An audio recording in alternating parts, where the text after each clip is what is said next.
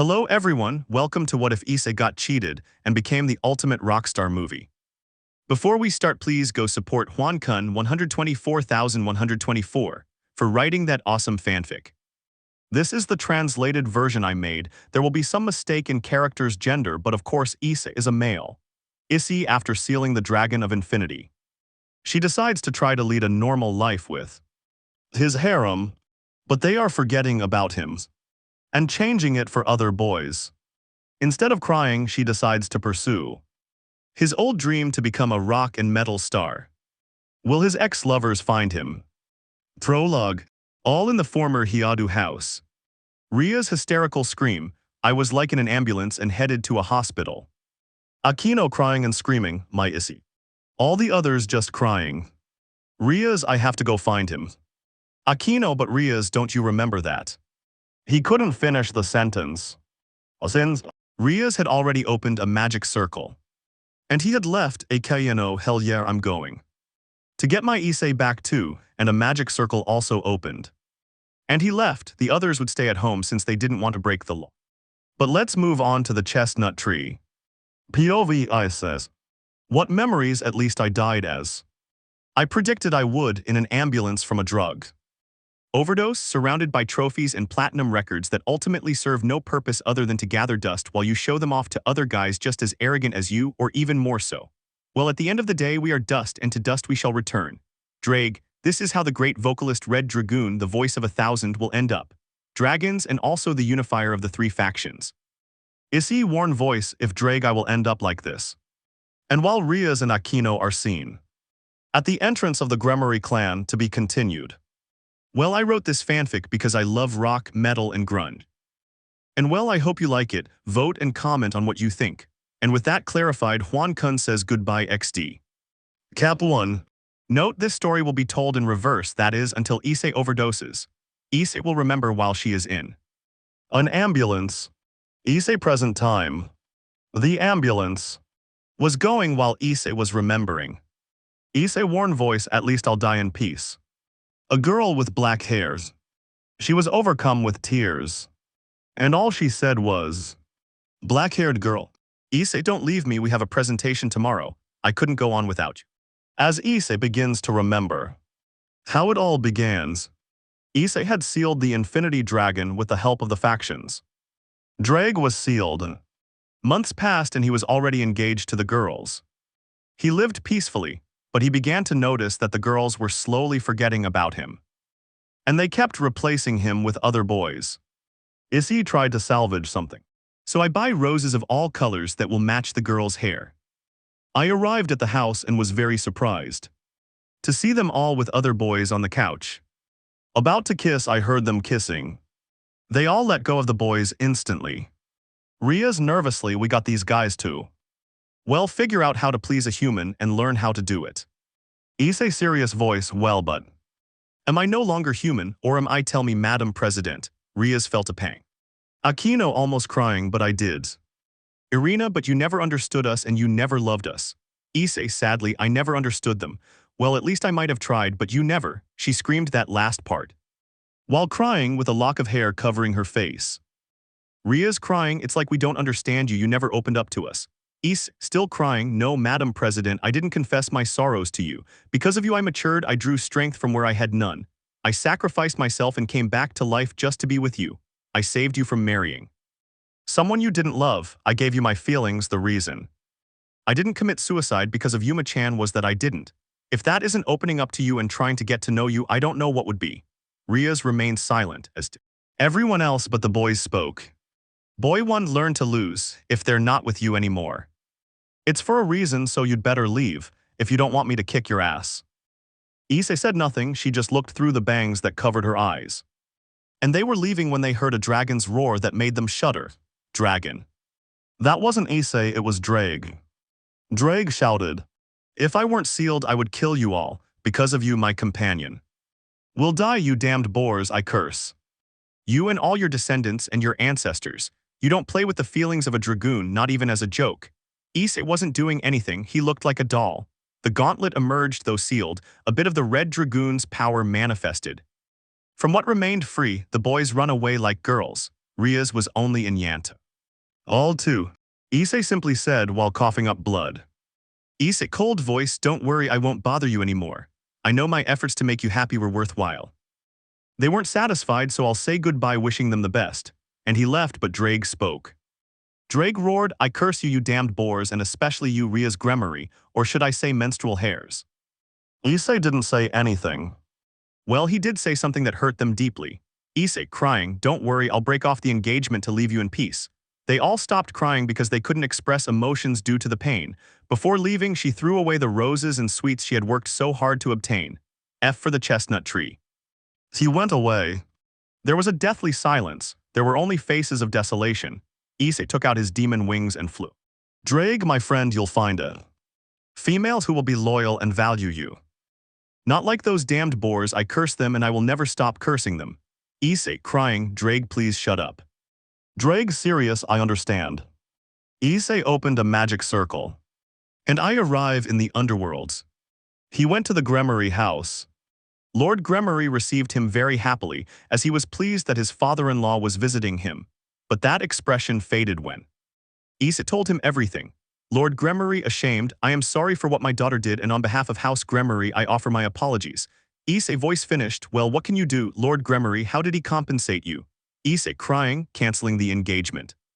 That left Lord Gremory frozen, which coming out of shock. He just said, Lord Gregory, I understand, but why are you going to cancel it? You know they are still virgins, and according to the laws of the underworld you cannot back out of the engagement. Issei, crying and angry, Lord Gremory doesn't understand that they have wounded what little pride and dignity I had left. Lord Gremory remained silent. Issei was going to leave. When Lord Gremory spoke, Lord Gregory, they will receive their punishment, but please don't turn against us, I beg you. At least he accepted my inept daughter as his wife to at least patch things up, since now the engagement cannot be cancelled. We would be a disgrace to the other clans. And that would consign the Gremory clan to oblivion. Issei, voice muffled, as always prestige matters more to them than feelings. What can I do now? I'll have to live clinging to some boors who will bring men to my house behind my back, and I won't be able to do anything because it would take away my prestige. That no longer exists since what the president did to me. Lord Gremory remained silent. For what Issei had said seemed very true to him. Lord Gremory, sadly, how will I make it up to you? Issei, serious, leaving me alone for a while. Lord Gremory, but who is it? Issei, serious, but I warn you that if one of the factions comes looking for me, extinguish them, since I am now very hurt. In my heart, and I want to be reborn, that is, to restart my life. And keep going. Lord Gremory, okay, I'll try, but Sekiryuutei, promise me that for the time being he'll be calm. Issei, sadly, yes, but even if they looked for me, nothing would matter to me anymore. Issei, cough blood. Lord Gremory, scared, okay. Issei, warned voice, no, nothing's wrong. But Drake spoke. Drake angrily, shut up, now my partner has the dragon's fall. Lord Gremory, poor. Drake, serious, that's what he got for the Jugnut Drive transformation, you know, the transformation that slowly drains the life from dragons, or whatever it's called, I don't know how to spell it. Well. And Issei left the place very sad, leaving Lord Gremory very bored. A short while later, Rias arrived. To try to save something. Arrived, enveloped in tears. She said, weeping. Dad wants to break off his engagement with us. Lord Gremory disappointed. He replied, Rias, please don't say anything. It was your fault with Aquino, right? Rias crying, yes, but he couldn't finish speaking, since his father shouted. He told him, Rias, shut up, you messed up, accept it. Rias just cried. Aquino was at home, and she left, the others stayed, in tears. Aquino only had one thing on her mind. Find Issei and apologize to her, so that they would be happy. Aquino knew she couldn't appear in these places, which were 1. Gremory Castle, 2. The residence of Issei's parents, 3. The 3 factions, the court. Aquino is clearly smarter than Rias. Aquino's POV. I'm such a fool, I regret. Kissing that guy to my very core, I'd better go and kill him. Well, first he devised a plan. And then he killed him. Well, now all that matters is making it up to Issei. That's the only thing that matters. I want my Issei to forgive me. Okay, but first I have to find it. And apologize to him. Knowing Issei, I know he'll go to his parents' house first. And he'll tell them everything, but I can't.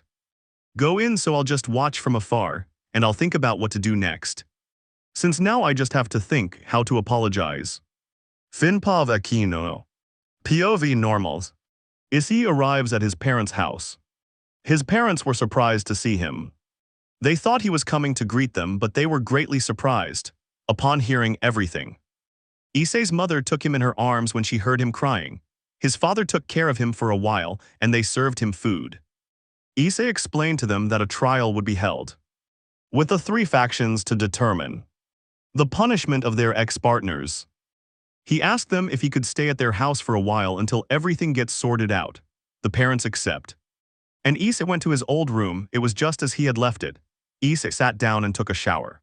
So she put on some more comfortable clothes, sat on the bed, and just started crying like a child who had dropped their candy. Aquino listens, overcome with tears. A devastated man, already crying pitifully, said, "I'm a fool, why did I do it? Why didn't I take care of them?" Aquino was floating above the wall of Issei's room. But soon that anger turned into rage. Issei's POV. Damn bitches, I gave you my heart, I sacrificed myself for you twice. I saved that period-haired bitch from getting into an arranged marriage. I regret it. From the bottom of my heart. I hope those boys kill them. I hope that damn donkey-haired woman gets what's coming to her, regarding his relationship with his father. And that's how he pays me, damn bore, I hope she dies. I saved the corn silk from certain death. If it weren't for me, she wouldn't be whoring around now. Who knows who she's whoring with now, who knows how many men she's brought to my house, how many men she's dishonored. And the worst part is that I still love them, I can't hate them. Even if I try, I won't be able to. This last thing left Aquino frozen, but it gave her hope. But she was very depressed. Because her husband had insulted her. But she kept listening. And Issei went to a part of the room which he had never seen before during all the time he had been in that house. That was the other closet. Aquino was looking out the window. Issei was so sad that she didn't even notice her presence. Issei solo seja en trance. She saw him take out a box and Aquino imagined the worst, that because of them Issei was going to shoot himself. Looks like Kurt Cobain. What? But she was greatly surprised to see that he took a worn-out case out of the box. Aquino looked on with a doubtful expression. She imagined that in that case there was a rifle and he was going to shoot himself in the head with it. This woman is very warlike, don't you think, readers? XD. Issei opened it. Aquino looked expecting the worst, but she almost had a heart attack when she saw that there was no rifle in the case, but a precious vintage Gibson Les Paul guitar. Aquino doubt did Issei play guitar. Issei warm but happy voice, "Oh grandpa. You told me that when I was sad I should take out this guitar, that it would comfort me."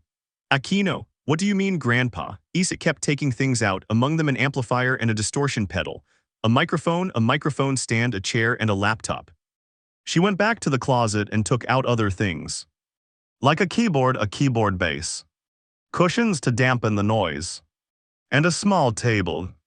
And then everything started to install. When I install everything, he started improvising and what came out was. The song was beautiful. Aquino was in shock because she hadn't imagined that Issei had so much talent nor that she had such beautiful feelings. She didn't know which of them the song was for. Aquino started to cry. While I was saying, "Aquino, I'm a bore, how could I hurt you, such beautiful feelings. I'm a cheap bitch." The song stopped. Issei stopped and crying said, "Crying, I wish one of them would hear me, I wish at least. I wish I had a girl who loved me. Someone to care for, love, and protect, and to give them the feelings that were thrown away by them." Aquino cried non-stop. Aquino crying, "I want to be with you, I want you to forgive me. And I want to hug you, I want to be the girl to whom you dedicate those beautiful feelings. But I know I hurt you even though I didn't mean to."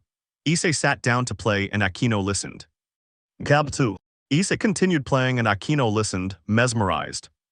And so I continued improvising. And I continued to improvise. And what came out left Aquino stunned. Since it was a very beautiful, but very melancholic song, Aquino quickly understood that the song spoke of what happened when Issei was single and when they left him, and the latter seemed very beautiful to her since it spoke of that one day perhaps he would find love. Issei started to cry like a child, and all I could say was, "Because I tried to be a good partner. I sacrificed myself for them. And this is how they repay me." Akino clutches her heart, or rather her chest, and now with a finished voice. She whispered through tears as the rain fell. On her uniform. It's clear to me now we never really knew him. We thought he was just a creature that lived for breasts. He tried to get to know us, but we didn't. Akino was about to go to the underworld. But then Issei stopped crying. Akino stopped and listened. She turned around and looked through that small window. Issei grabbed her microphone and distorted her guitar. And Akino listens, and well, the last thing. I leave her stunned. I only hear a guttural voice. What did he say, damn boars? Red-haired boar. Donkey-hair boar. Etc. I gave you my heart, and this is how you repay me. You broke my heart. Issei stopped, dropped his guitar, and threw himself onto the bed sobbing. Akino was sobbing too. She wanted being there for him. She wanted to pamper him and make up for the harm she had done by letting herself be convinced by that stupid Rias. She finally went home. I mean to Issei's old house. When I arrived, her father was there, and Rias' father and the others were crying. Akino's father disappointed. Akino, why did you do it? Akino, now with a worn-out voice and without hope. He replies, I'm a bore, so leave me alone. I know I made a mistake by letting myself be influenced by these prostitute sluts I lived with, all like bores. Rias angrily, shut up, you're no saint. Akino, expressionless and cold voice, what right do you have to tell me this when you were the one who came up with that filthy idea and convinced the others? So I hope you don't bother me anymore. And I was the last to be convinced. And I deeply regret it. Had I accepted? Everyone fell silent. She was leaving, but Lord Gremory spoke seriously. Himejima-san, where have you been? Akino coldly, what's it to you? But anyway, sir, I was spying on Issei, and what I heard left me stunned. Zenovia worried, and what did you hear about me, Issei? Akino screamed hysterically, shut up, don't call him Issei. We lost all right to call him that since we betrayed him. Now we can't even be called his wives. Now we're just cheap bores who fall for any idiot who just wants to sleep with them if they hear nice words. Rias, but we started dating those guys to learn how to please a human boy. She couldn't finish speaking because Akino yelled at her while hitting a wall. Shut up, I could hear you blushing, and they felt flattered by the stupid things those guys were saying to them. They all fell silent. Akino crying and screaming, I'm so sorry that because of your desire to be a bore, Rias, I almost let myself be taken by one of these boys. I cursed that day because that day I understood the saying. You don't know what you have until you lose it, because that day I lost a man who truly loved me. And I almost replaced him with one who just wanted to use me and saw me as a bucking hex toy. They all fell silent. But Zenovia spoke. To try and salvage something, you tall, hollow-headed fool, if you obviously know what Akino's answer will be. And what was it that you saw that left you stunned? Akino, serious, I'll never tell you because you won't believe it. Zenovia, smiling voice, let me guess, I was playing with Manuela while looking at pornographic magazines. Akino screaming and crying. Do you seriously think Issei's mind was only thinking about breasts and porn? Well, let me tell you, no, he had a beautiful mind and many talents we never imagined. Look, Zenovia, you say you love him, but you only think of him as a hex machine and touching breasts. Well, no. And in the midst of his rage, he punches a wall and breaks it. Everyone was stunned. Akino's father serious, hey Akino, where is Isedono? Akino, well, at home where he should be most of all. Pa Akino, well Akino, what are you doing? Akino serious, I won't say more. And then she locks herself in her room and cries like crazy. While she was thinking about how to get him back, she knew that Issei had to process everything. But then an idea came to him. I'm going to learn to play the electric guitar. Maybe that way I'll get along better with Issei and maybe I'll get him. Rias was listening, but I barely understood anything and I was like WTF, so Rias decided to follow her. And there we see the brunette dressed completely in black, and with a lock of hair covering her amethyst-purple eyes. Rias also camouflaged herself and hid her presence, looking into the distance. He saw her entering a music store. And he asked in a serious voice for the best electric guitar he had. The seller hands her a beautiful white Stratocaster with 3 single-coil pickups and a tremolo bridge. She paid the money, bought an amplifier, and slowly walked away. Rias, I don't understand anything. Why did Akino buy an electric guitar? Did she know how to play? And why did I need it? She followed her. Akino arrived home and spoke right there. And he said, Hey Rias, don't you think it's rude to follow people? Rias comes out of her hiding place and asks, What is that guitar for? Akino cold but calm voice, personal things, personal things. And I went into his house. And he locked himself in his room. Rias didn't understand, she didn't understand anything because she bought an electric guitar, 3 a new academy and music club. Issei was at his parents' house quietly playing the electric guitar. Issei, at least Drake stopped the fall and I'm feeling better now. I'm actually thinking about enrolling in another academy to start again. Drake and where mates? Issei, I'm not sure, but the only thing I want. The reason the school isn't in Kuoh City is that I want to be far away from the factions. To think everything through. And to start a new life. But what he didn't know was that a dark-haired woman was watching him. Akino crying, why Issei, why don't you leave my side? I cursed the day I let myself be convinced by those bitches, but now I only listen to find Issei and return to him. So that we can be happy. Issei told his parents about what he wanted to do and they will support him. Akino hears the name of the academy and it was Seton Academy. Akino hears the name and quickly goes home to investigate this academy. She arrives and locks herself in her room, and she begins to search. Akino had isolated herself from everyone and barely spoke to people. She only had one goal, to become a world-class guitarist. That same day she was able to master the guitar. This is the speed she currently has. Since the day she bought it, she started practicing like crazy. Rias listens like crazy. Rias didn't understand why the hell she started playing. The factions had told them they would wait for Issei's decision to see what they were doing. Sirzechs was very bored by what happened. They knew almost nothing about Issei. And he didn't want to talk to anyone either, which was understandable since he was very sad about what happened. Issei's first day at his new academy arrives. We see Issei opening a magic circle towards his new apartment, which was located in his new city, the city that lay beyond Kuoh. Issei had changed a little. He was more somber and thin. His hair is longer and covers his 2 brown eyes, and he has become very cold and bitter. Akino stared in astonishment at her transformation. Issei arrives at the academy. From the moment he arrives, all the girls stare at Issei in astonishment as Issei looks very attractive. Note, the uniform is the typical anime cliché uniform. If you're a real otaku, you already know which one. Issei arrives at his classroom, which is number 3. All the girls stared at Issei with passionate expressions, and the boys with envious ones. Issei introduces himself and sits down. The Issei of the past would have been thrilled that all the girls looked at him with passion and desire. But the current Issei couldn't care less. Because of what happened with his ex-girlfriends, Issei had stopped believing in love. Due to the impact left on the mind of the brunette, Issei now trusts no one and believes that everyone is his enemy. Classes continued as normal. Then Issei left the classroom. All the girls were looking at Issei with faces that said they wanted to grape him. Issei sat under a tree. Many girls sat beside him and tried to make conversation. But Issei barely responded. It was as if he didn't care. Many girls spoke to him, but Issei was only thinking one thing. These bitches are definitely going to deceive me and hurt me. Damn them. The bell rang and they went into class. Classes ended and Issei was walking calmly through the hallways until he saw the music club. Issei went in and didn't see a sign that said, looking for a vocalist for a power metal and hard rock band. Issei enters, connects the microphone, and instinctively begins to sing. He put on a track and started to sing. Just then, a brunette girl enters and is mesmerized by that tremendous voice. But a black woman is looking out the window. That was Akino. She was astonished, as Issei's voice seemed to improve with each passing moment. That brunette girl who was looking at him was the current leader of the band and its lead guitarist. She is astonished by that incredible vocal range. Issei's vocal range was so powerful that it could be heard throughout the entire school. This girl's name is Kuoh, or rather her nickname. This is what she looks like when Issei finishes singing. Kuoh, he speaks to him. Kuoh, hey, you're one of the ones who came to the vocalist exam. Issei blushed when he realized that another person had heard him sing. Issei blushing, well, I wasn't just singing.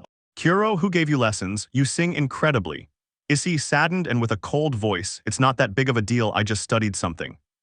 Kuoh, I'll get straight to the point. Would you like to be the vocalist of the group? Issei didn't know what to say. But Drake spoke. Drake, my friend, this will be a great opportunity for you to start over. Issei, okay Drake. Issei, I don't see why not. The other vocalists who came left, with their tails between their legs, as they wouldn't even come close to reaching that tremendous range. Akino was still puzzled, since she had no idea that Issei, the Issei she knew, had studied singing. Kuoh, hell yeah, one question, what vocal range do you have? Akino confused, what the hell is vocal range? Issei, well, it was the last time I took the exam. Akino confused, exam is Issei sick. Issei, well, my vocal range was that of a countertenor. Akino confused, what the hell is that? Kuoh, I don't believe you, show me. Issei, okay, can I borrow this keyboard? Kuoh, okay. Issei began to play something very relaxing that left Kuoh mesmerized. Akino is astonished at how Issei could sing like a woman and so perfectly, and besides being a demon, how could he sing something religious? Akino suddenly started crying. Akino, Issei, forgive me, Issei, I never knew you, fine, forgive me, and she walked away. 4. Getting to know the band. We see Kuoh stunned as she couldn't believe it. How could a man sing like that? And he asked her in a confused voice. Kuoh, hey Issei, roughly how many notes can you reach? Issei. Thinking, the last time they analyzed me, they said my range went up to C in the 6th octave of a piano. Kuoh, a piano in the 6th octave, isn't that impossible? Issei, it was supposed to be, but some of us can achieve it. Akino, who had heard it again, was astonished each time. By that hidden talent Issei possessed. Issei, I have to go now, or what? Kuoh, wait, look, they've arrived, and Issei sees them. They were girls with a rocker look. Girl 1, so you're the new lead singer. Issei, saddened, well, if. Girl 2, well then, sing something else, we have to listen to you. Issei, sadly, okay, I have no choice. And Issei grabs the microphone, puts on a track, and starts to sing. Everyone was stunned to hear that incredible vocal range. Akino was also there watching and was even more astonished, since Issei's voice was phenomenal and he had a talent for composing songs. They are all stunned.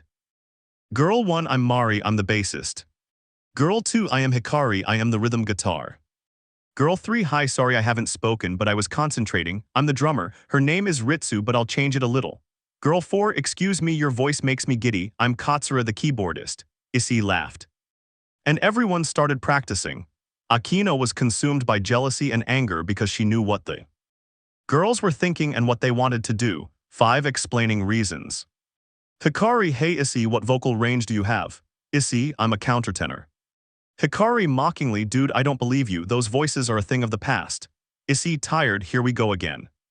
Everyone is stunned to hear that beautiful voice. Ritsu, clarification, shout, you were the boy with the golden voice, right? Issei, sad voice, well yeah. Ritsu, astonished, why did you start singing metal? Issei, melancholy voice, look, when I was little my grandfather was a great musician and he took me to the choir when I was very young. I don't know why, but I quickly became the lead singer. Was so successful that I even got to sing for my dad several times. Then puberty hit. And you can imagine what happened. Right, Ritsu, well, your voice changed. And everything went to hell. Akino, astonished, Issei sang to his father, was that so much talent wasted?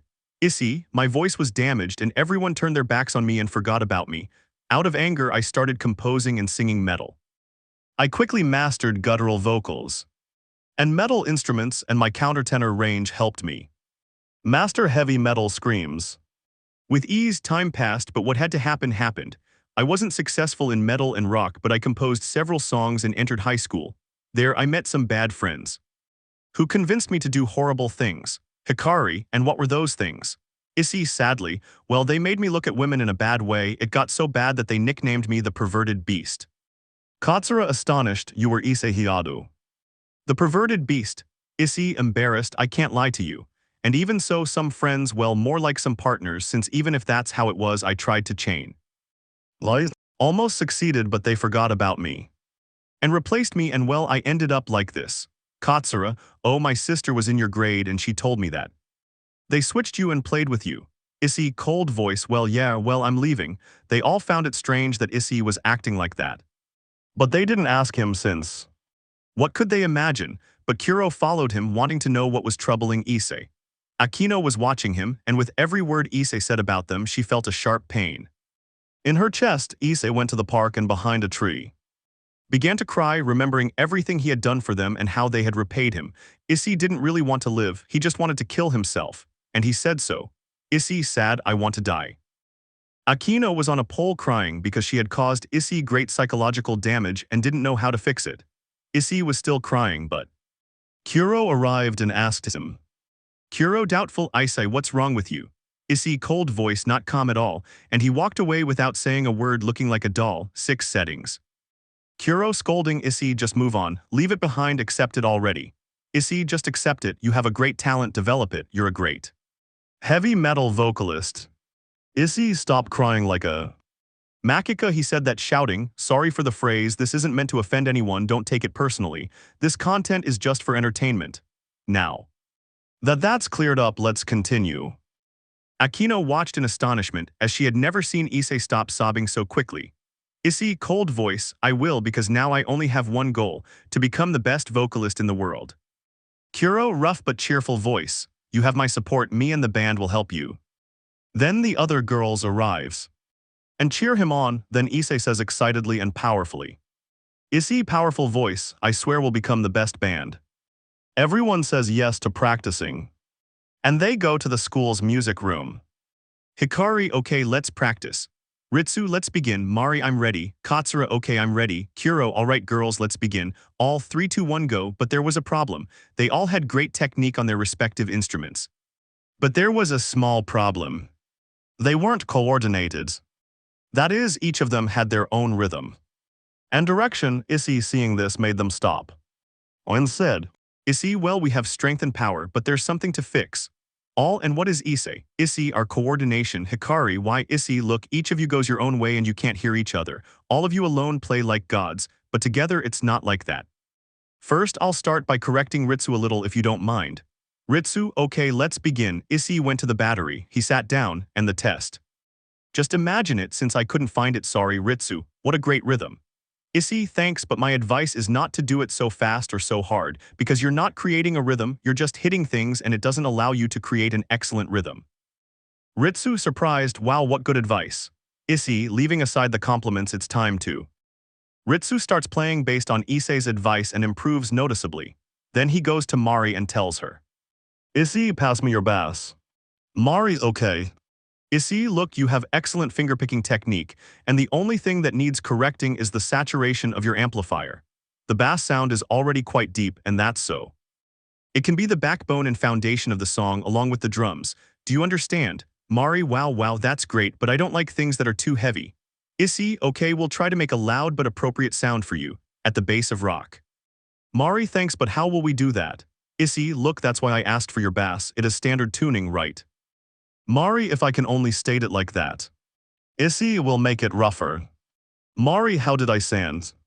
Issei will tune it to D or a so it sounds heavier and more noticeable. Mari, but how come we don't have a tuner? Issei, with my ear. May I? Mari, nervously, okay, take good care of it. Please. Issei, smiling, don't worry, I'll do it. Issei connects it to the amplifier and starts, and in minutes it was ready. Issei turns up the volume on the bass amplifier, lowers the saturation and slightly increases the pickup volume.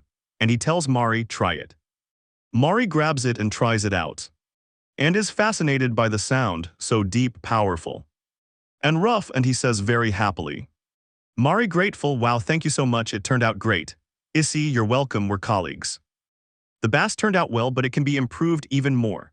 Mari, what? Issei, the tuning pegs can be improved by adjusting the frets and the truss rod of the neck as it is unbalanced. Mari and everyone else were astonished because how the hell could he notice so many things just by playing the bass? He was human.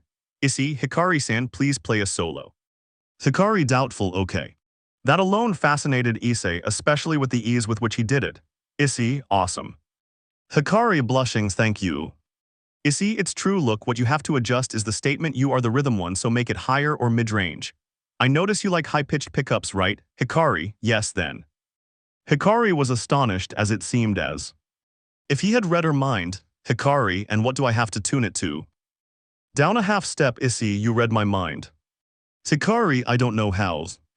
Issei, don't worry, I'll do it. Issei by ear managed it. In minutes he managed it and Hikari tried it and almost cried because the electric guitar turned out great. This is more or less how it turned out. Then he went for Kuoh. Issei was fascinated when he saw his electric guitar. It was a beautiful SG guitar, I mean the one from AC/DC. And he tells him to play a solo, and Kuoh began noticeably nervous. Issei listens to her and says, what we need to improve is your insecurity, because you play brilliantly. And that's holding you back, but we'll work on it little by little. What we can improve is your sound, you use an SG so you have a powerful sound. Take advantage of what you have, so let me. Issei turned up the amplifier's tone, making the guitar sound very loud and strong. Kuoh was fascinated and almost never stopped thanking Issei, and everyone laughed. Akino was stunned. The reason was that she hadn't imagined Issei possessed such musical knowledge and talent. 7. Testing equipment. Everyone said their goodbyes and Issei was left alone. Out of laziness, he started testing Katsura's piano, despite the 5 octaves. Issei could almost perfectly master that complex piece. Issei, this piano sounds nice but it can be improved, Sigio worked. And tested the guitars, they sounded good but the amplifiers were failing in the sound. After that the drums sounded good but the bass drum pedal failed, then the bass drum. The bass sounded nice but the cables were worn out and needed to be replaced. Issei looked at the amplifiers and saw they were very worn out, so he decided to replace them. It was already very late and he left without noticing that a dark-haired girl was watching him from afar. Akino, sad voice, it's obvious we never really knew him, he had a beautiful talent. And because we burdened him with our problems, we never let him speak. Never tell him what he felt. Issei calmly went to a bank and withdrew all the monies he had earned from the Oppai Dragon show, which was a lot. He then headed to a familiar place. While Akino watched him, repairing and returning to a familiar place, Issei called a truck and calmly loaded the instruments. The amplifiers were mounted in the back. She calmly gave the driver an address, all the while thinking, will he recognize me? I haven't seen her in a long time. Issei arrived and calmly took down the instruments and entered a small music shop. Then a dark-haired woman appeared. He greets him saying, hello, good morning, what do you need, good sir? And Issei, a little amused, replies, hello, Ritsu-san, I see you didn't recognize me. I understand it's been a long time. Upon hearing that voice, Ritsu thought, it's him, it can't be. He looks the same as he did 3 years ago, just a little taller, but I'll have him check. Ritsu said hesitantly, okay, check it out. And he hands her a microphone and says, let's see if you're who I think you are. Issei begins to sing. And Ritsu understands. That was Issei, the Issei who had enchanted her. And she didn't speak, she just hugged him and happily said, Issei, you're back, you're back. But they didn't realize that a dark-haired girl was watching them from afar. With anger and jealousy, Akino thought, wait, who is this? Is she to Issei or what is she doing with him? She's probably a friend, I've never seen this girl before. And Ritsu asks him, Issei, what did you come here for, handsome? Issei replies, red as a tomato. Could you help me repair some instruments for some friends in my new band? Ritsu happily replied, of course, Issei, but on one condition. Issei asked hesitantly, and what is Ritsu? Ritsu laughed and said, let's go to the place we used to go as kids. Issei laughed and said, I don't see why not. The two laughed, and while Akino was really confused. What place is this? Who is this? Why do they know each other? What is her relationship with Issei? Ritsu says as she puts on an apron. And what are they? Issei showed him the cases he had behind him and asked him what he could do, Ritsu. Ritsu said resolutely, I'll surpass myself, you'll see. So sit back and wait, I'll get to work, Issei replies. Okay.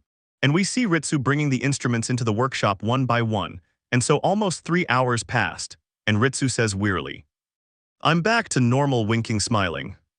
Issei sees them and is surprised because all the instruments looked like they had just come out of the factory. Issei told him how much I owe him. But Ritsu replies, what I told you, Issei, okay, and we see these two come out.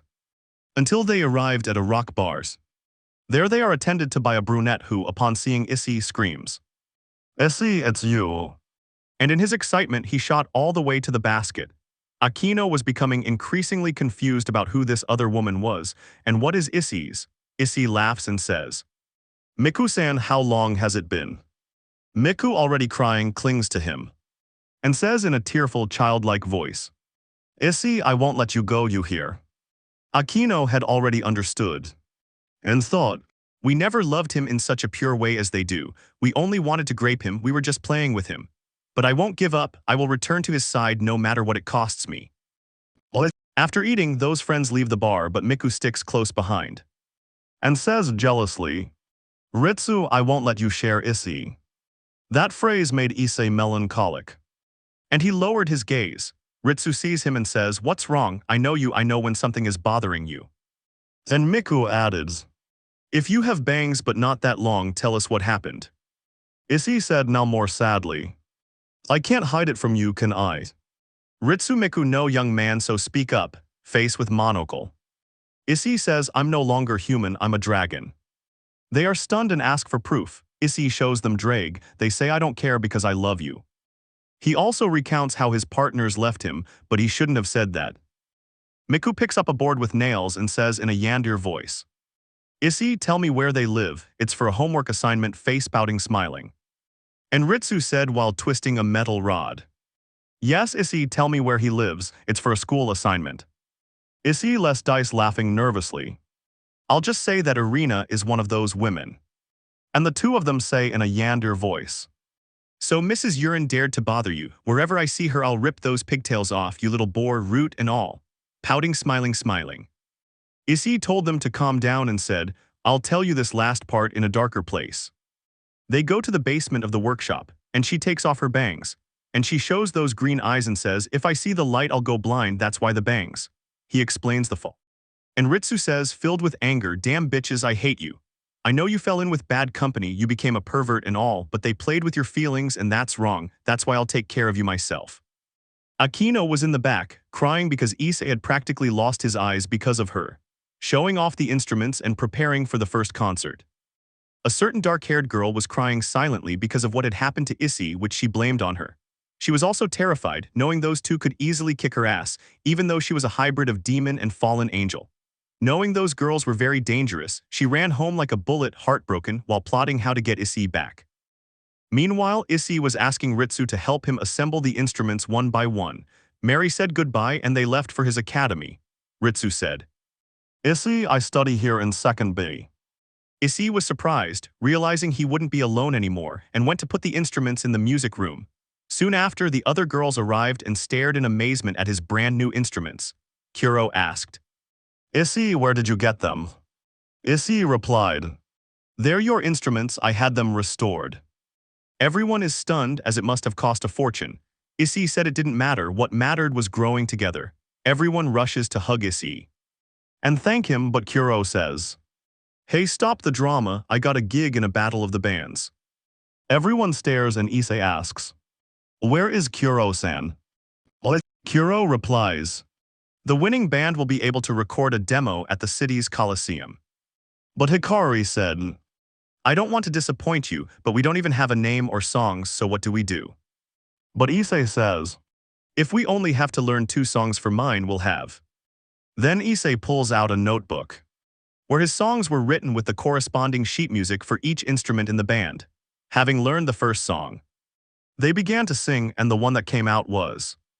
A certain dark-haired girl spying was astonished by that vocal range, and Akino made her melancholic and said, We never really knew him, he had beautiful talents and we played with them, we're bitches who don't deserve anything.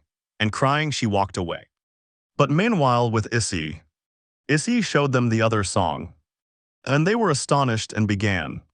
Then very tired, the last one. Kuoh says that the last one and the first one were very beautiful, and asks who they were inspired by. Issei said, his voice now sad and worn, This is inspired by a woman for whom I gave everything, but she abandoned me for another. The atmosphere of the place changed to a sadder one, first concert and recharging the past. The atmosphere in that place was already darker because of Kuoh's comment. Issei held back his tears and said, trying to hide it, It's okay, now we have to think about tomorrow's concert. Everyone nodded and left. Yet Issei just started crying, embraced by the darkness of the night.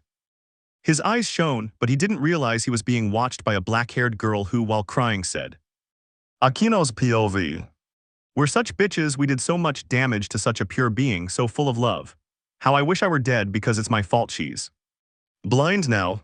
And she walked away, bangs covering her deep purple eyes like amethysts, now lifeless and devoid of desire. She arrived home where only sobs and desolation remained as the others searched for Issei throughout the city and the entire underworld. Every faction was searching. Akino was the only one who knew Issei's location, but she refused to reveal it as it was her way of supporting him. She began to play, honing her skills. She had loved that song and had it memorized. She possesses an excellent ear, which is why she can play any sound on her guitar. She was now an expert. She was very calm, but she didn't know that she was being listened to attentively by a brunette who thought, Arena's POV. Where did she get that song from? I composed that solo myself 5 years ago, but it must be a coincidence. But he almost had a heart attack when he heard Aquino play this. Upon hearing that, hundreds and hundreds of memories began to flood Irina's mind of how Issei had composed that beautiful song. She couldn't hold it in any longer and began to cry from pain and regret for what she had done. To Issei, she came out of her room and kicked open Aquino's door. She said seriously, "Hey, where did you get that solo?" Aquino replied seriously, "What's it to you?" Irina says nothing, and then bam, she snatches the guitar. And she says seriously, "That's how you become a novice." She loosens her pigtails, letting her long hair flow freely, and what she touches leaves Aquino speechless. Since she seemed like a professional, she did it very calmly and simply, and Aquino asked him, "Where did you learn to play?" Irina sat on the bed and said, melancholically, "If you know those songs, it's because you already know where Issei is and you've been spying on him, right?" Aquino nodded and asked, "If you know so much about Issei, why didn't you look him up?" And Irina nervously said, "It's because of my ex-band members Ritsu and Mary. Those two bitches will kill me if they see me, since I know Issei already told them. Those girls are very strong." Aquino tells him, "I have seen them and they could easily kick our asses, that's why I didn't get any closer." Aquino then proceeds to tell you about Issei's eyes. She started to cry and said seriously while drying her tears, "I have to show you this." She grabbed her by the shirt and they ran off. Meanwhile, with Issei, the whole band was gathered in a dressing room ready for the concert, but Issei was sad and Kuoh told him, "Issei, don't be sad, calm down." Upon hearing this, Issei felt a surge of energy and said, "Let's give it our all and show what true rock is." They all bumped fists and left. Once on stage, no one took them seriously, especially seeing how such a thin guy could have a good voice. They were even told to get off the stage. Issei also looked and let his green eyes be seen, which seemed to penetrate everyone's soul, and Issei said in a sharp cry, "Imperial Dragoons, prepare yourselves." And the sound began. When they stopped, applause began to be heard, and chants of one more could be heard. While they made the devil horns hand gesture, meanwhile at the back of the stage a brunette was crying while being comforted by a dark-haired girl. The other song began. This one was much more powerful and stronger than the other, and Issei shouted like Axl Rose, "The people want more." The people screamed and they started. In the end, everyone applauded the beauty of the song. And Issei shouted with a high-pitched scream like Axl Rose, "Well folks, we're signing off. Don't forget we're Imperial Dragoons." But just as they were leaving, the crowd chanted, "Encore, encore, encores." And they nervously agreed. Since they hadn't rehearsed the song they were about to play well, but they took the risk even if it meant ruining the performance. Everyone loved it and knew they had made a mistake in underestimating the singer. Everyone thought it was beautiful, especially when they saw their vocalist shed tears of emotion during the final scream. And Issei says in a high-pitched cry, "Goodbye Colosseum, Imperial Dragoons bid you farewell, don't forget us." Meanwhile in the background, two women were crying, "Could this be my end?" The concert ended, and after setting up their instruments they went to get something to eat at Mary's cafe. Mary greeted everyone but looked at them with a hateful expression, but I stopped her. Everything was going well until Mary, who was with them, asked, "Hey Issei, what were those bitches like who cheated on you?" Angry smiling. Issei didn't say anything and then, in a devilish voice said, "Mari, I have to go." Mari grabs him and says, worriedly, "Issei, are you okay?" Issei hands over the money from the account and says something weak as blood comes out of her mouth. Kuoh, now more worried, says to her, "Issei-san, are you feeling all right? Do you want to go to a hospital?" Mary, very worried, said, "Issei, are you okay? Do you want to go to a hospital?" This time Issei didn't say anything else, and just walked away, leaving everyone confused. Then Ritsu, Issei's other friend, not the drummer, arrived, and said coldly, "Mary, what the hell did you do?" While Issei was at home in the dark with her precious green eyes that shone like emeralds, filled with tears of pain and sadness. He didn't realize he was being watched by a black-haired girl and a brunette, both of whom were crying uncontrollably because he had caused Issei great physical and mental harm. They imagined Issei would just cry bitterly. But they nearly died when they saw him pull out a knife and from his pocket. A letter written on worn papers. And stained with blood. They already knew what was going to happen, they didn't know what to do. They were going to watch their beloved die because of them. And that's exactly what happened. He started cutting his arms while listening to this melody. I also said in a lifeless voice and ironically. So this is how Hyoudou Issei will end up. The pillar of the factions, dead from lack of blood on an apartment floor. What a dignified death for a hero. If only Rainier had killed me, I would have saved myself all this trouble. How I wish Rias had never crossed my path, nor her entourage of bitches. No, they're not to blame. It's my fault for getting my hopes up so quickly, for believing that by doing my duty they would fall in love with me. I'm the king of idiots. But well, they're also to blame for getting my hopes up and using me like some kind of sugar daddy. Damn boars in fancy clothes, I never want to see them again. Because of them, I don't have eyes anymore and my life is shortened.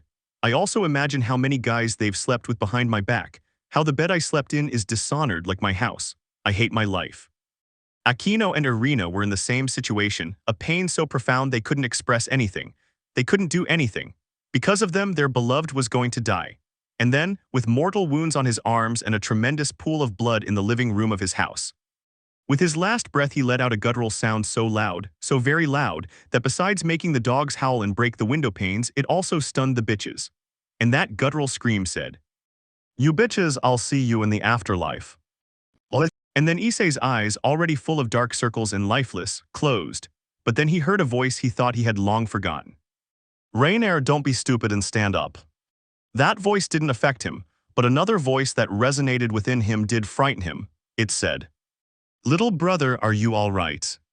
Issei's eyes opened and he said devilishly, "One suck." He couldn't finish speaking because his eyes closed, recovering and realizing things and finding work. Issei's eyes closed, never to open again according to him. But then Kuoh, screaming, kicked open the door accompanied by the rest of the gang. Kuoh was shocked and screamed as she took an unconscious Issei in her arms. And shouted hysterically, "Ambulance, ambulance."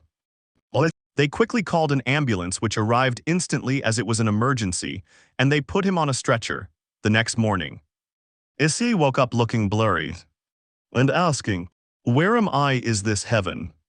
But he almost died when he saw his mother. With a face that was angry but also happy, Issei stands up and sees that he was in a hospital. His mother says seriously, "Issei, why did you do it? Give me an explanation right now." Issei said weakly as tears streamed from his lifeless eyes, "I had nothing left to live for." His mother felt a pang of sadness and hugged him, saying, "Issei, please don't do it again. If you were so upset you could have just told me. Please, Issei, don't do it again." Issei nodded and began to cry. Just then, Ritsu, his childhood friend, not the drummer, entered.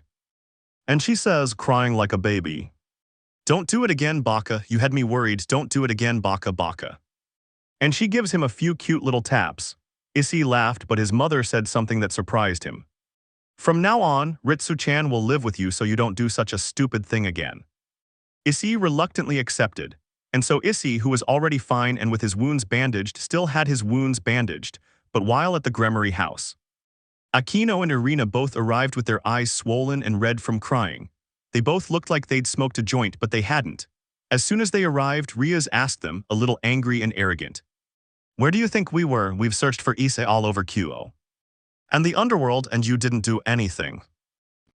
But Aquino said in such a tearful and sad voice that Rias was surprised.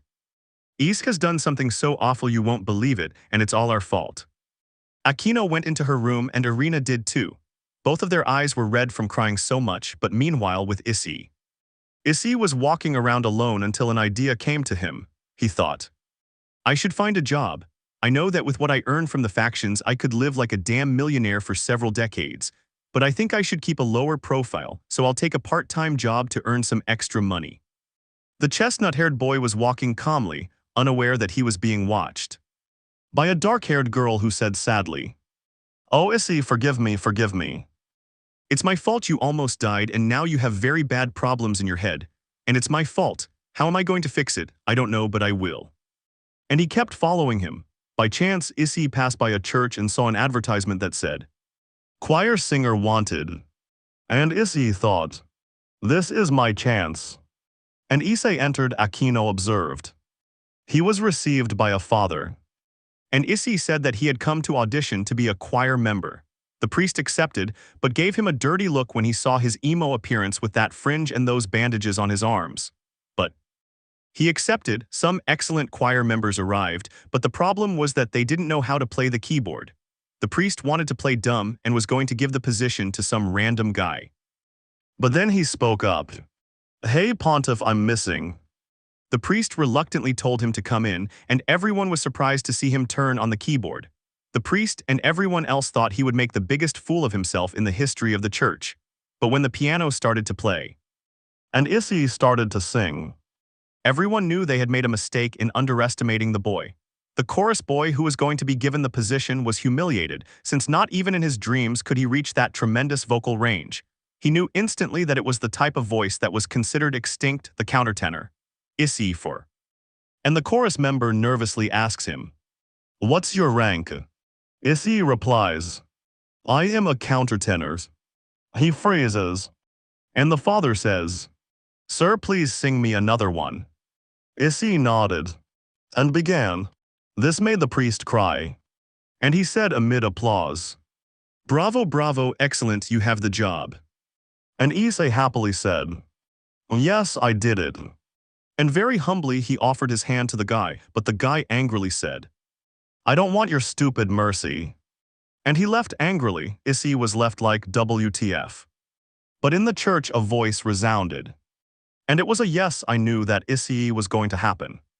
Issei found that voice familiar, but he said nothing. Aquino, hearing his scream echo, walked away. Issei told him he was a student.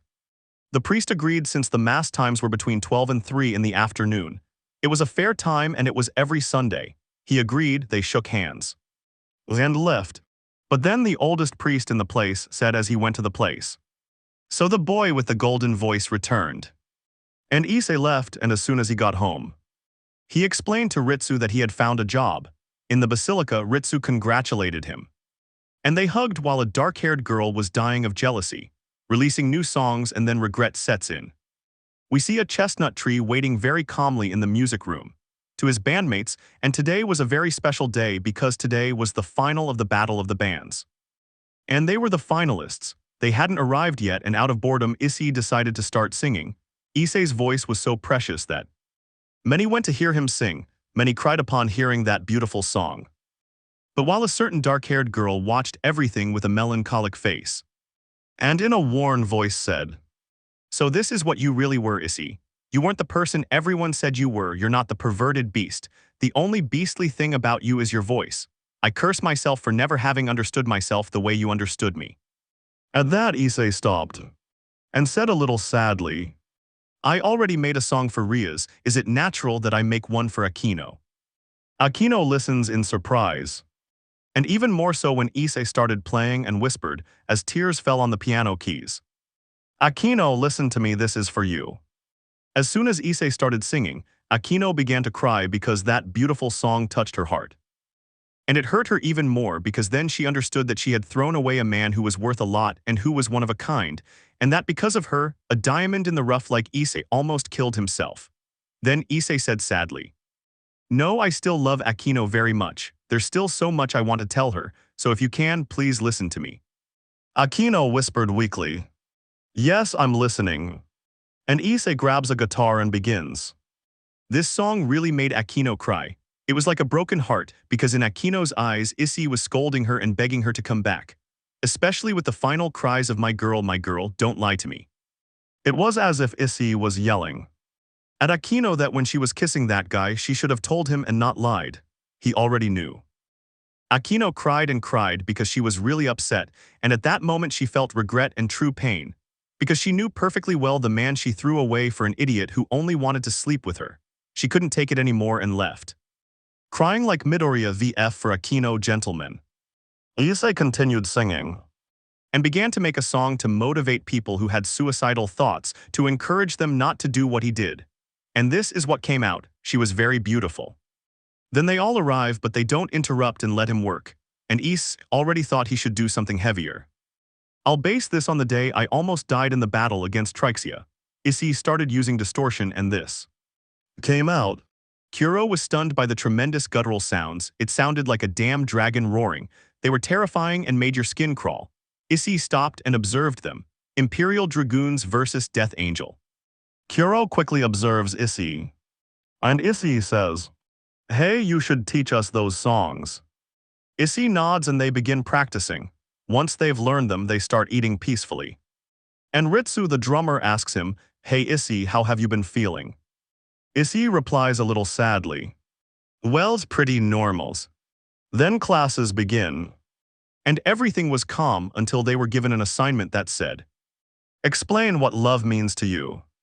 Issei thought, "What a waste of time, love isn't real, it only brought me pain and trouble."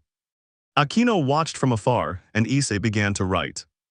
And his turn came, and Issei said coldly, "Love is the worst, I gave everything for a woman and she abandoned me for another guy." He was being watched by a black-haired girl, who looked like a faucet because that hurt him to the core since he knew that he was referring to her and the others. Issei sat down and said nothing, leaving everyone silent. That's how all the classes went, and then the classes ended. And Issei went home, his house was empty, then it started to rain. And Issei thought, "This rain inspires me, I'm going to write a song." He was overheard by a dark-haired girl in the rains who walked away to cry. Akino, back at home, started crying like crazy. Then Rias came in and asked her, "Hey Akino, ever since Issei disappeared, you and Irina haven't stopped crying. What's wrong?" And Akino simply told her, "Irina and I know something about Issei. That's very horrible and you wouldn't imagine it, that's why I'm crying so much." And Rias asked her doubtfully, "And what exactly is that?" And Akino said, "It's very ugly. And it would devastate you, and go away, I'm sleepy." Rias leaves and thinks, "Where does she go every night? I'm going to follow her." Meanwhile, Issei Senamaba calmly with Ritsu and tells her, "Issei, I'm not going to miss your concert." And Issei gets dressed and goes to the Colosseum to meet his band, accompanied by Ritsu and Mari. They arrive and Issei gets on stage. The announcer says, "Tonight we have 2 titans, and those are Imperial Dragons and Death Angel, 2 promising bands." Issei's eyes widened upon hearing the words Death Angel. He remembered when he played with that band and thought, "So she reformed it, I want to see how good they are." Issei goes up with all the others. And those 2 see each other, and the vocalist pointing at him says, with her eyes wide open, "Red, is that you?" Akino didn't understand anything. Why did she call him Red? And didn't Issei have a stage name? What did that have to do with it? Did Irina even know him? And Issei continues, "Ashiro-chan, is that you?" She didn't say anything else and Kuoh lunged at her and everyone reacted, but Issei ran away. Everyone imagined they were going to fight, but they almost died when they hugged and Shiro said, "Red, please don't leave me again." Everyone from both gangs didn't understand anything. And Akino was consumed with jealousy. She dreamed of hugging him and she did so without asking permission. And the announcer said, "Look, 2 friends and rivals, also excellent vocalists, face off. Who will win? So get ready." And the 2 of them go down to the dressing rooms. And Shiro says, "Damn, I'm screwed," a pleading. And a member of Vonda says, "Why are you scared? That guy doesn't look powerful." But Shiro says while grabbing her, "That guy was the Great Red, the great vocalist who made Death Angel have its golden age. His voice is so high it can break glass." She is surprised and says, "He was the leader and her teacher." And Shiro says, "He taught me to sing and made me who I am now." Everyone swallows hard. But they didn't realize that a dark-haired girl was listening to them, and she wonders, "Issei had a disciple since when? I'm so jealous, I want him to teach me." And even more so when Shiro said, "How strange that this thunderbolt, they were inseparable, what will happen to them?" And Akino thought, "Who the hell is Thunder?" She didn't understand anything. But while with Issei explained to them that she was a former bandmate from a disbanded group of the same name, and said more seriously, "And besides, she's my disciple." Everyone was surprised, and suddenly they call Death Angel. They go up and put on an exceptional show. Akino was stunned because Issei was a great teacher, yet he had created a beast. Then Issei's headband rose and Issei shouted, "Imperial dragons ready, prepare yourselves." And they began. Shiro and the girls in her band were stunned, and Shiro said, "He's warming up." And Issei shouted sharply, "Prepare yourselves." And the following followed. Everyone was stunned by the tremendous guttural sounds, and Issei said, in a softer voice, "This is to prevent suicide so that you don't make mistakes." That song was so beautiful it brought tears to my eyes, and Issei said, "Shall we continue, people?" And everyone said, "We want more." Everyone was fascinated. And Issei continued. Then people kept asking, and Issei said, "I saved the best for last." And they began. Everyone was fascinated. While Akino cried, a redhead arrived and said, "Akino, what are you doing here?" The two looked at each other, realizing something intriguing. Akino asks Rias, "Hey, what are you doing here?" And Rias replies, "Akino, what the hell are you doing here? Why? Aren't you studying? We have classes tomorrow, you know. And why the hell are you listening to these long-haired, blood-cutting idiots?" And Akino said coldly, "Because there is someone special here, and I am taking care of him." Just then, Rias began to sense Issei's presence, but it was weak and difficult to detect. Because of the large crowd, Akino thought, "I must protect Issei from this. How do I get him out?" Issei shouted sharply, "People want more." Arias heard that voice, but he didn't believe it. But Issei started to sing, and Rias felt a sudden attraction, as if she were very close to him, to her. But she continued to doubt. The two of them were in the crowd, but Issei started waving his hands. And everyone started to scatter, and Akino said to Rias, "We have to get the hell out of here." And Rias said to him, "Why or what?" And Akino pulled her back, and they were out of the mosh pit just in time. Because it sounds like the roar of a dragon, and everyone starts beating the crap out of each other. At that moment, Rias remembers when Issei activated Judge Drive. I don't know how to spell it, sorry. Rias, now completely sure, said, "That's my Issei," and tried to jump into the mosh pit, but Akino stopped her and said, "Don't be stupid, you could get killed if you go into a mosh pit like that." But Rias said in a trance, "I'll search for Issei. Issei needs me, I need Issei." Then the mosh pit stops and everything goes back to normal. And they were about to leave, but then you hear, "More. And Issei nods and they start again. Rias was astonished since the Issei she knew could sing like that. Akino had to give her a good explanation. Then everyone stops and says, "We want to hear Sweet Child O' Mine." Issei nods and they begin. Rias knew then that the song was about her, because what woman did he know have blue eyes? Well, her, who else? And she said as tears welled up in her blue eyes, now alive again, "Issei still loves me." After the band left, Issei was uneasy sensing Rias' presence. All he could think was, "Damn, she found me, I have to escape." He leapt off the platform like a bullet, leaving everyone puzzled. Rias, of course, went after him. While Akino tried to stop her, things are getting interesting, realizing the mistake and becoming suspicious. A chestnut-haired boy ran thinking, "How the hell did they find me? She probably tracked me with the pawn token. I'm scared. She heard me sing, and how the hell did she recognize me? I'm screwed." But then he felt someone pull him, and Issei thought, completely resigned, "Here I come, St. Peter." But then he saw Shiro, who said to him in a calm voice, "Red, I'll take care of it." Just then a redhead arrives, who says with an angry face, "Hey, have you ever seen a brunette with his bangs covering his eyes?" And Shiro said coldly, treating Rias like she was nobody, "Move aside, I don't have time and I haven't seen anyone like this, so move aside." And she left, but the bitch kept going and going. And she pulled Shiro and said to her in an arrogant manner, "You don't know who I am, you bitch, so treat me with respect, and I order you to tell me where he is. I saw you take him away." And Akino in the distance thought, "This is screwed." And Shiro, without saying a word, grabbed her and put her in a hold.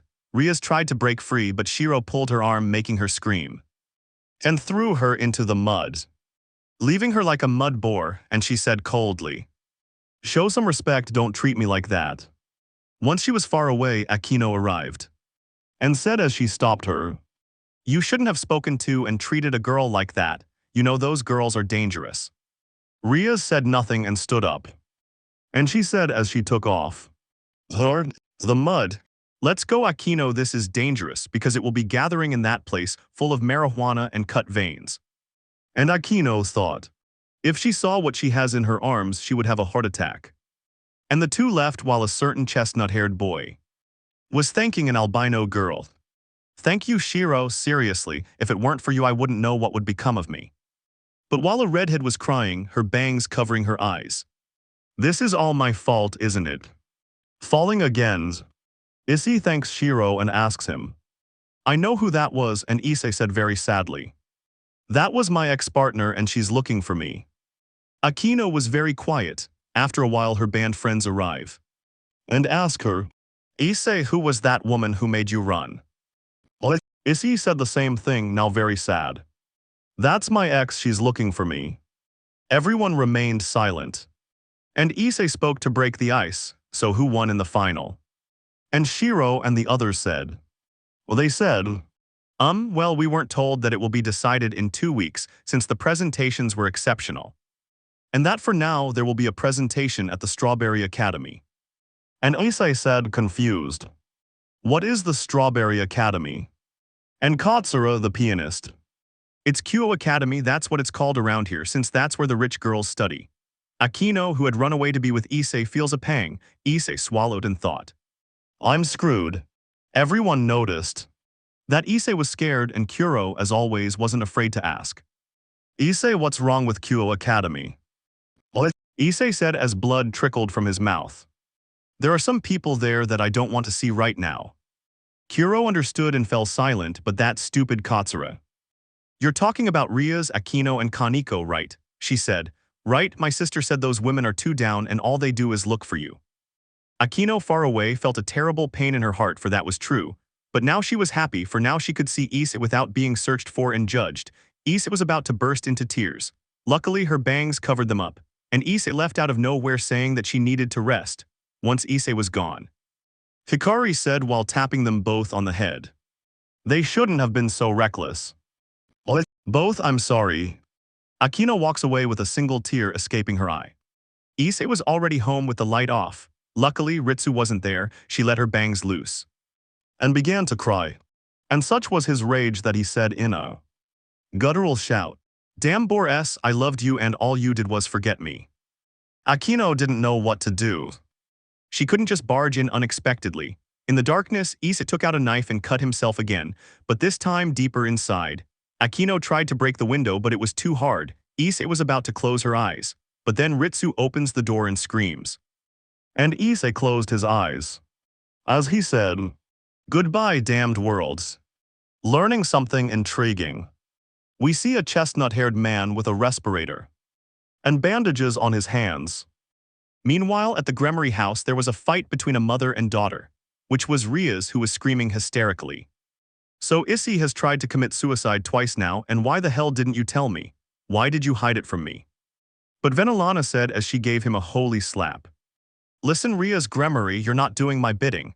I didn't tell you because I don't want you to hurt him anymore. Besides, you're not his anymore.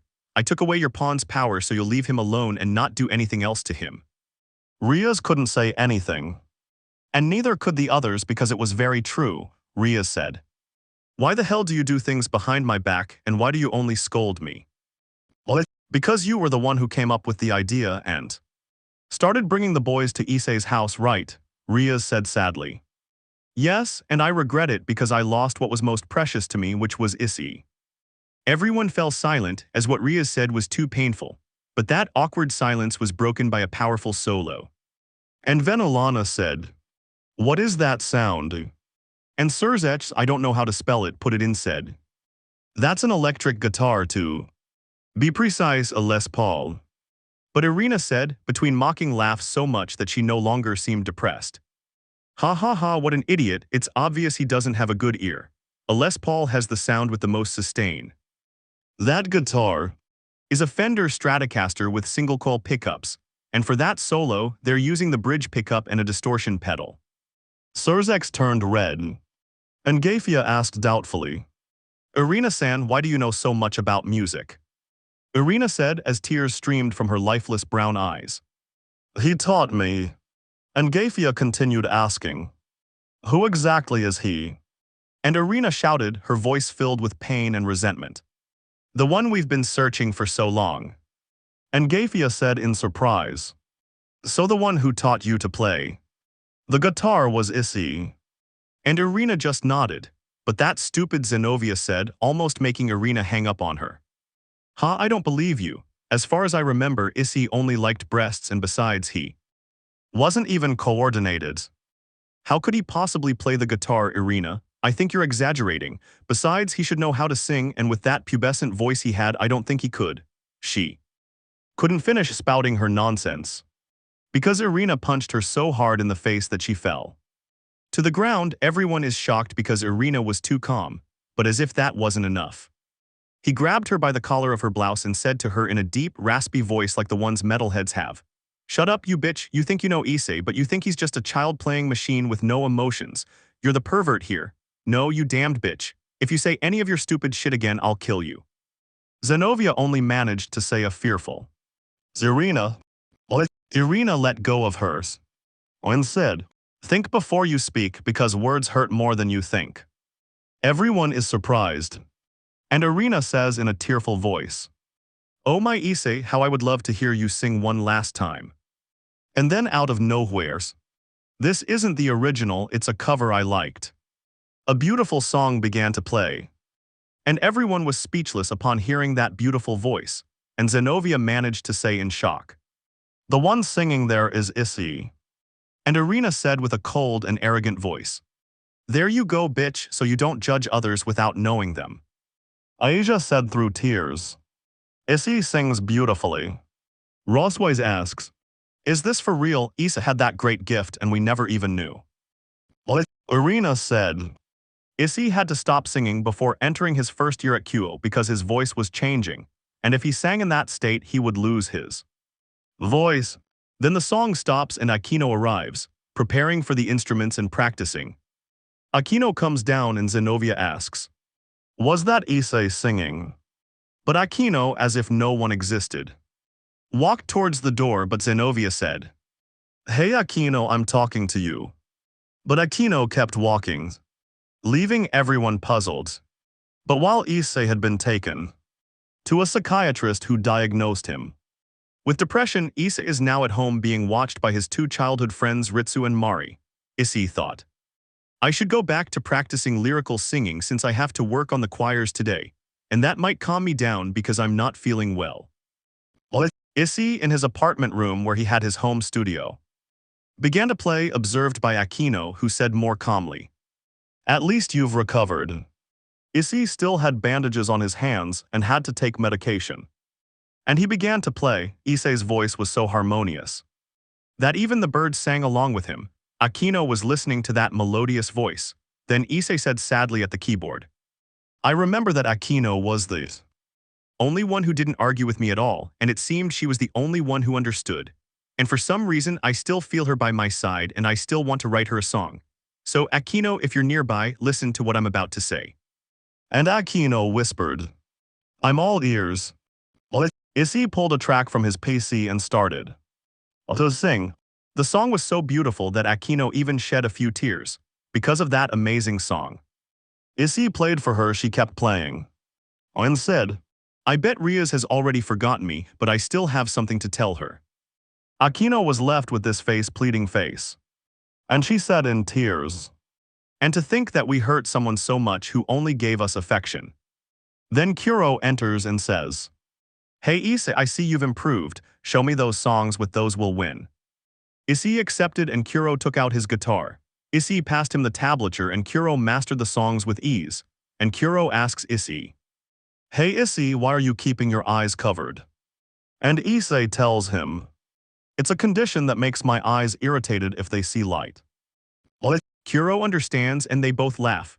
A little while later the others arrive and Issei gives them the sheet music for their respective instruments. Issei then asks how they found his house.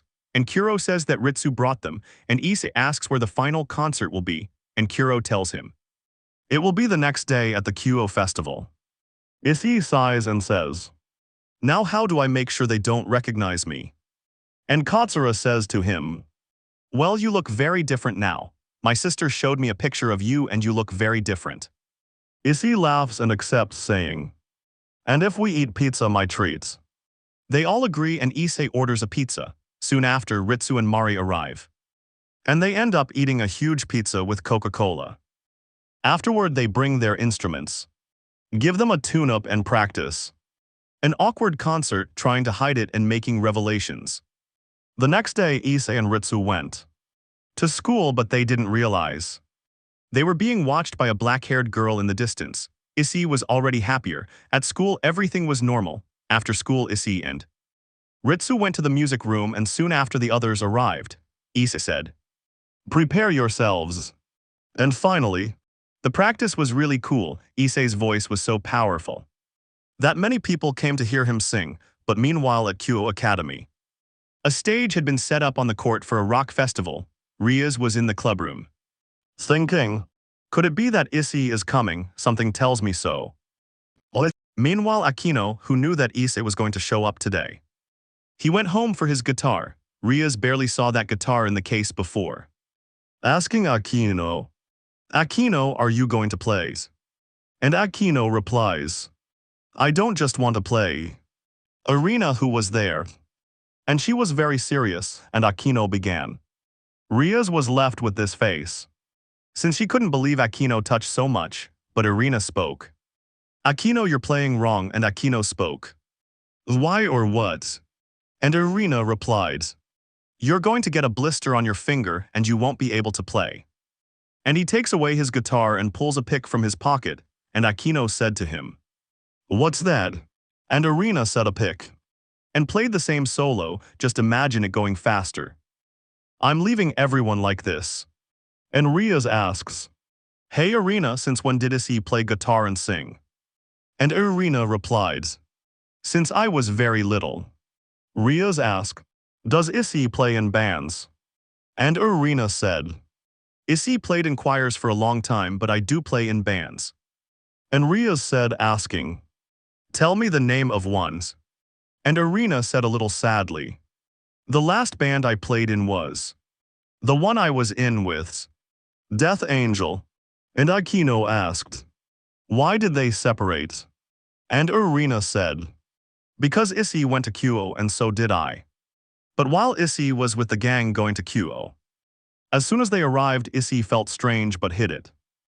As soon as they arrived at Kuoh Academy, the problems started because the gang broke up. And Issei was left alone walking around the academy with a sad face pleading pensive. Issei thought they wouldn't recognize him, but then a certain boy with glasses arrives and says to him, "You're Issei, right? Don't lie to me." And Issei thought, "What do I do now?" But Issei said in a cold voice, "I'm not the vocalist of one of the rock bands that came to the festival." Madoma left confused. And Issei continued walking, but then a girl with glasses pointed at him and said, "Hey Issei, is that you? Don't lie to me." Issei kept walking as if he hadn't heard her, but Eika pulled him back. And Issei didn't protest. They ended up in her old salon, and Eika sat on top of her desk and said, "Issei, don't lie to me, I know you well. And I know it's you. Stop lying, calm down, I won't tell anyone else you're here." "Calm down," Issei sighed and said, "Yes, it's me." But Arena saw his hands covered in scars and bandages. Eika raised her hand and said, serious but worried, "Issei, what's wrong? Are you unwell?" Issei, repeat. And just as he was about to speak, someone opened the door, and it was someone Issei didn't want to see. That's right, it was Rias, who said with an angry face, "What's going on here?" Rias thought to herself, "It's Issei, my instincts tell me so." And when she saw his hands, she felt an overwhelming urge to cry, since she was the one who had caused it, but she hid it. And Eika says casually, "He's my metalhead cousin, he came with his band." And Rias thought, "As if I were that stupid, that's Issei, his presence is here." Issei started walking away from the place. But Rias grabbed him by his jacket and said angrily, "Hey Issei, why did you leave? I've been looking for you, we need to talk. You're my pawn and also my fiancé, your duty is to be by my side." And Issei said as he gently let go of her hand, "Excuse me, but I'm not who you think I am, and if you'll excuse me, I have to go with my crew, it's almost my turn." And he leaves, and even though Rias went to look for him, she couldn't find him, and Rias sat down in a chair and cried. because Issei treated her like just anyone, and she thought, why has my Issei already forgotten me?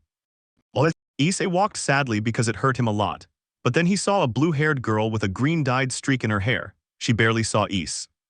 Before she pounced on him, Issei couldn't react. And he lay on the floor with a look on his face. They're going to grape me. But Zenovia, standing on top of him, said, hello, my Issei, it's good that you came. But Issei, in a cold voice, said, excuse me, miss, but I'm not the one you're looking for. And he stood up, but you know how Zenovia is, she doesn't give up XD. Like an animal, she pinned him against a wall and began kissing his neck. Issei tried to pull away, but Zenovia threw him down and said, Issei, whether you like it or not, we will become one. Issei could no longer fight. But then Zenovia sees Issei's hands and asks him, worriedly, Issei, are you okay? Issei kept saying to let her go. But then, a white-haired girl grabs Zenovia, throws her down and says coldly, let it go, you bitch. Zenovia said as she pushed her, that's none of your business, you bore. But Shiro says, he doesn't want you to be crazy. He took Issei away. Zenovia was left with a WTF face. The festival is almost here, and after a long time it was Death Angel's turn, and Shiro said, well, don't forget. We are Death Angel, remember that. And Zenovia said that she was next to Rias and the others. And he said, that was the one who almost hit me. And Rias said, that was the bitch who threw me in the mud. But then the next band came up, and nobody believed that Issei was going to sing. And he says sharply, Imperial Dragoons now. And they began. Aka and the others were like this, since they said, after. Upon hearing that song, Rias said, he composed that one for me. Then Issei shouted, people, do you want more? And everyone says yes, and Aquino thought, what a beautiful song he composed for me. That song was beautiful and they broke up. And they got off, but Rias ran away, being kidnapped in a fight against the past. We see a redhead looking for him. So they can talk. It was going to be decided in an hour. The band splits up to enjoy the festival. Issei thought he had already lost her. But then he bumps into someone, but then he sees her. It was Kaneko. She barely sees him without saying a word. Issei couldn't let go. And suddenly, out of nowhere, he was at the entrance of the Occult Research Club, and as soon as Rias arrived in the room, she was already sitting there in a chair. Issei didn't say anything. But then Rias spoke and said something to him, almost as if scolding him. Why are you ignoring me? I am your mistress and also your fiancé, have you forgotten? Issei, getting into character, says, excuse me, let me go, I'm not who you think I am, I'm just the singer of a rock band.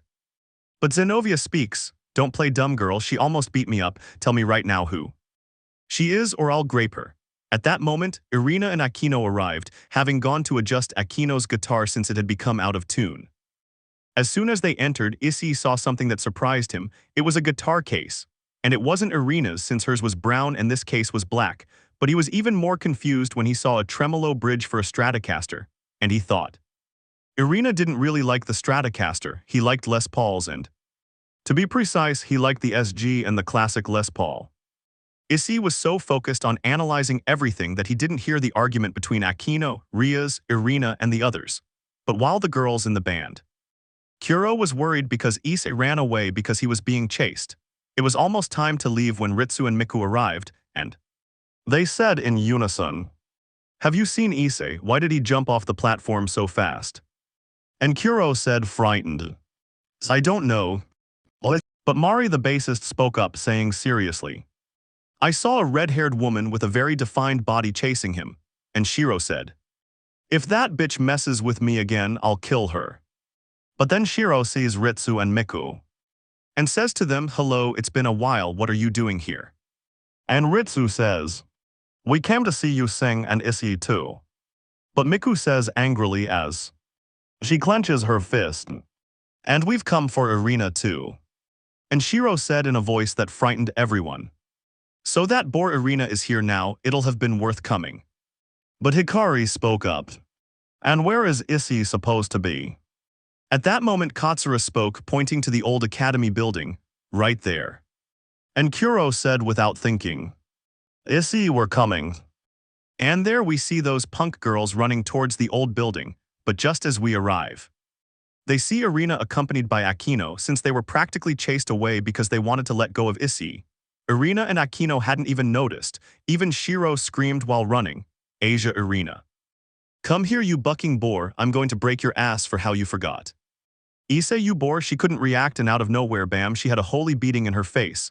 Aquino had a face like, what do I need feet for? Anguished face. You might think she was scared. But she got up and returned the holy blow, saying through tears of anger, I didn't mean to, I'm sorry, I know I failed you and Death Angel.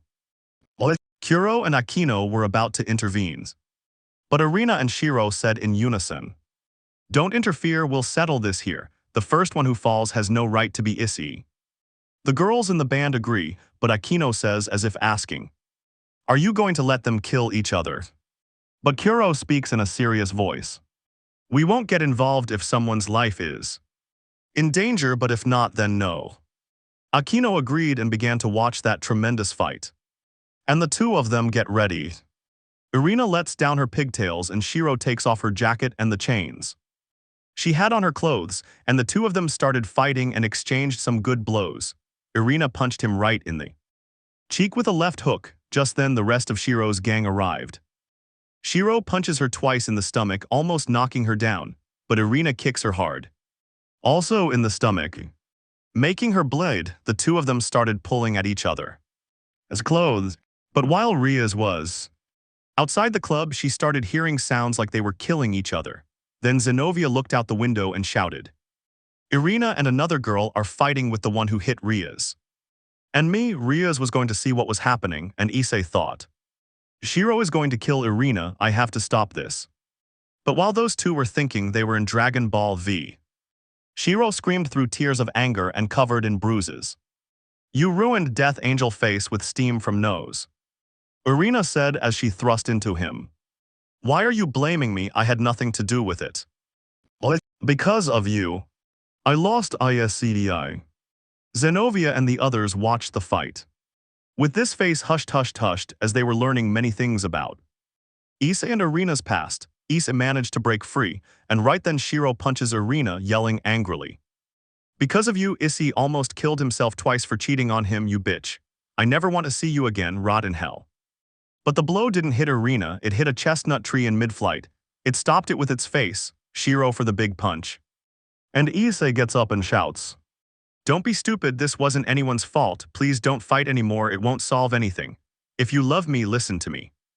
Irina understands and collapses to her knees, covered in bruises, her uniform torn and disheveled, covered in dirt, crying.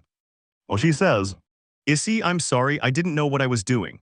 You did so much for me and I only disappointed you, I forgot you, I failed you, I dirtied our house because of my selfishness, I caused you irreparable harm.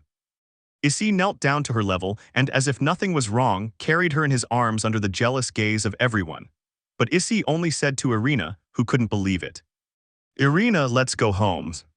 The path with Irina in her arms, accompanied by Aquino who had joined them, but as they were leaving, Rias screamed angrily, hey Issei, where do you think you're going? And then the girls in his entourage stop him. This shit got lit, hushed face. A short chat and making a decision. The entourage stops them and Rias says in an imposing voice and with a grim expression, Issei, where do you think you're going? I order you to stay with your wife, it's your duty. Stop playing the rocker and come fulfill your duty. Issei ignored her and walked past her, accompanied by the girls in his band, with Irina in his arms and Aquino very cleverly slipping away. Aquino was already well hidden among the girls. But then Zenovia pulled her in and said, you stay here. Aquino resigned herself since she didn't want to fight. Irina was knocked out by all the blows Shiro gave her. They walked with difficulty and managed to get Irina onto the truck where they had the instruments. The clan pursued them but they flew away, and Kuoh asks, Issei, why was that redhead chasing you? Issei replies, that was my girlfriend but the bitch cheated on me, and now the toxic woman is trying to get me back according to her, but I don't want to for now. At that moment Katsura spoke up.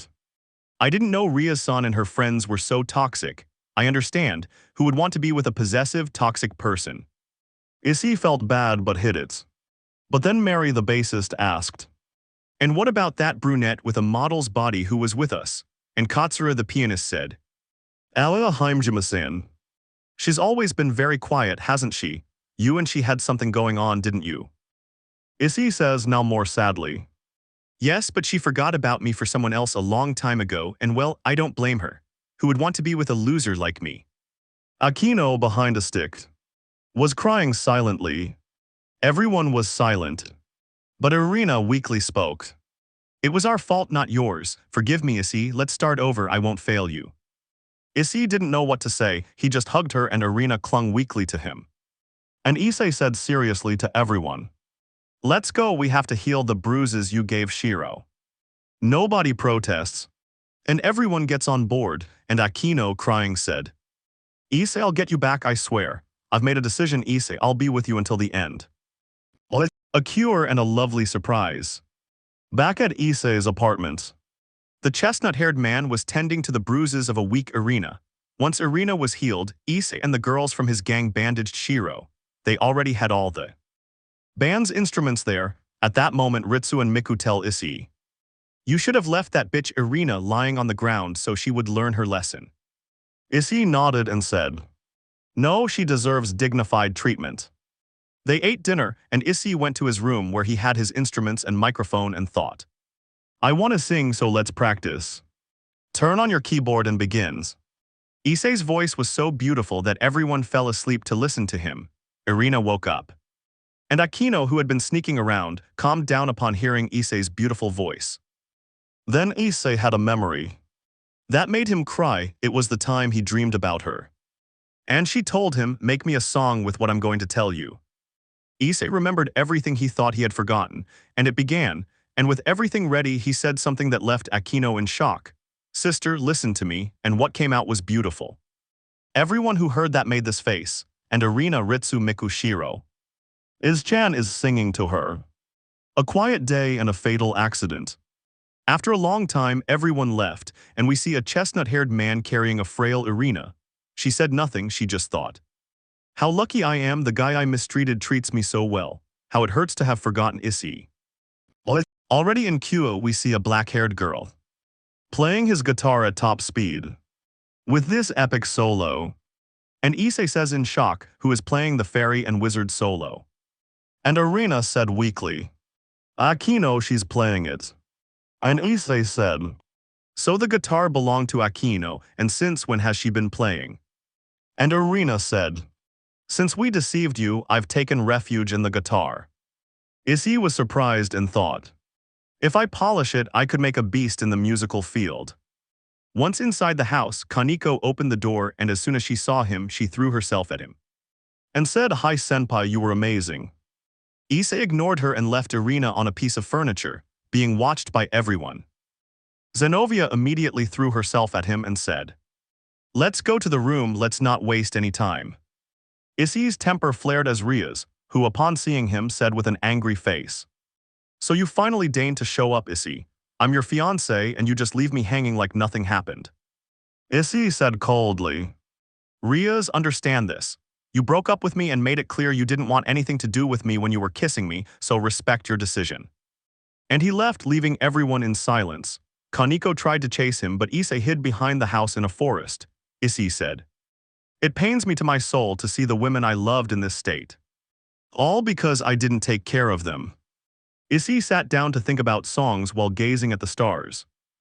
But while Akino was playing quietly in her room with only one thought, "Recover it."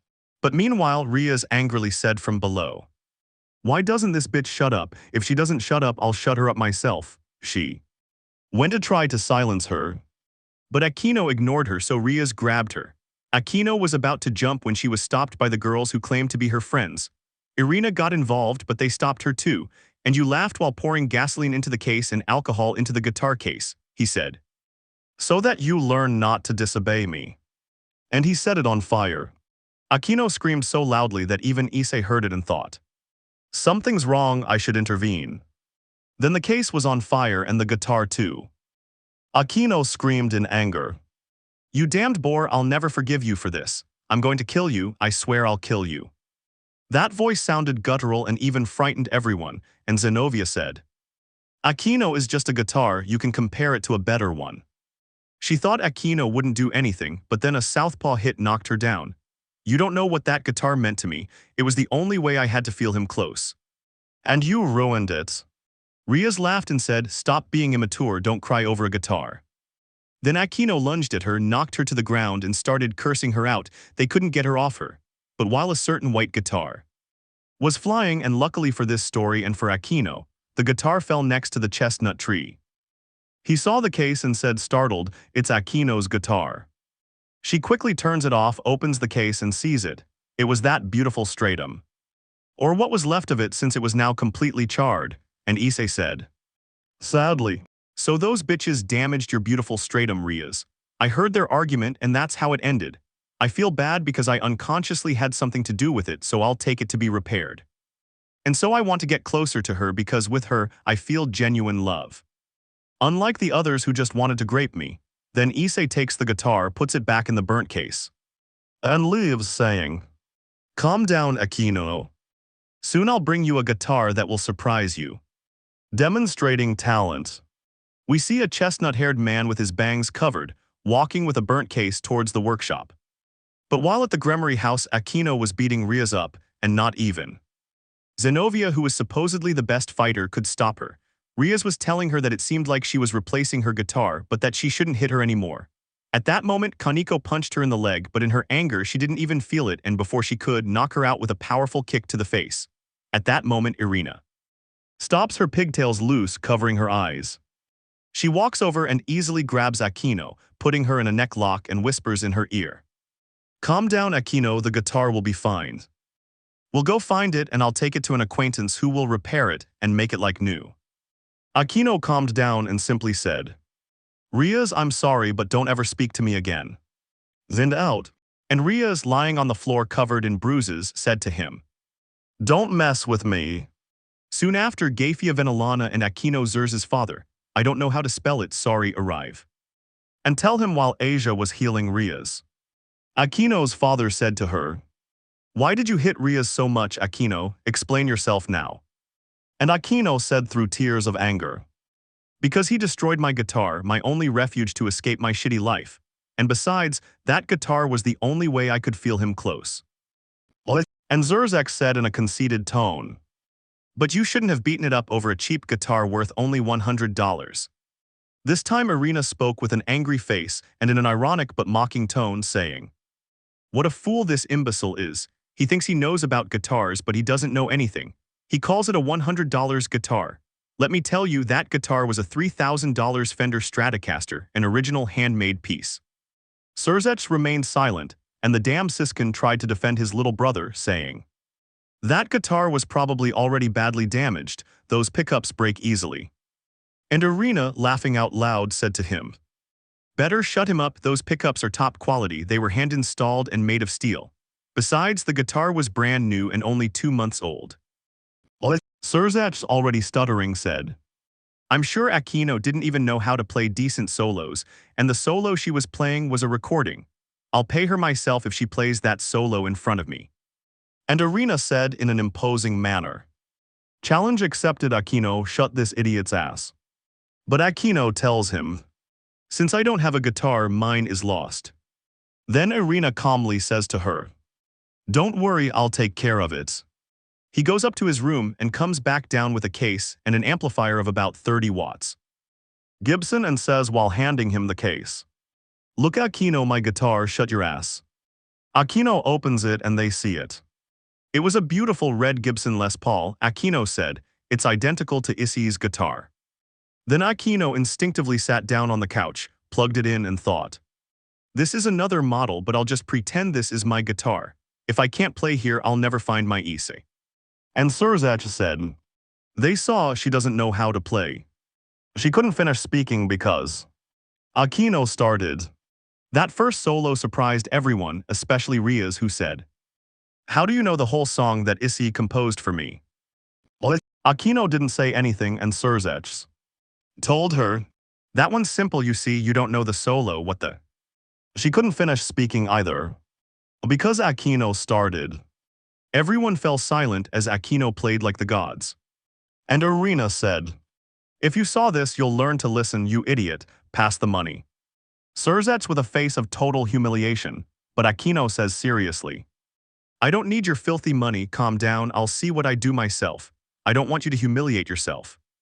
I hand the guitar to Arena and she says, "I'm going to get my guitar by assholes." But as we see a chestnut-haired boy walking towards Ritsu's workshop, he knocks on the door and it opens. Issei explains and the two of them enter. A forced reparation. We see a chestnut-haired man knocking on the door. Kuoh opens it and says, "Hello Issei, how are you, what brings you here?" Issei showed the charred case and Kuoh said in surprise, "Issei, what happened?"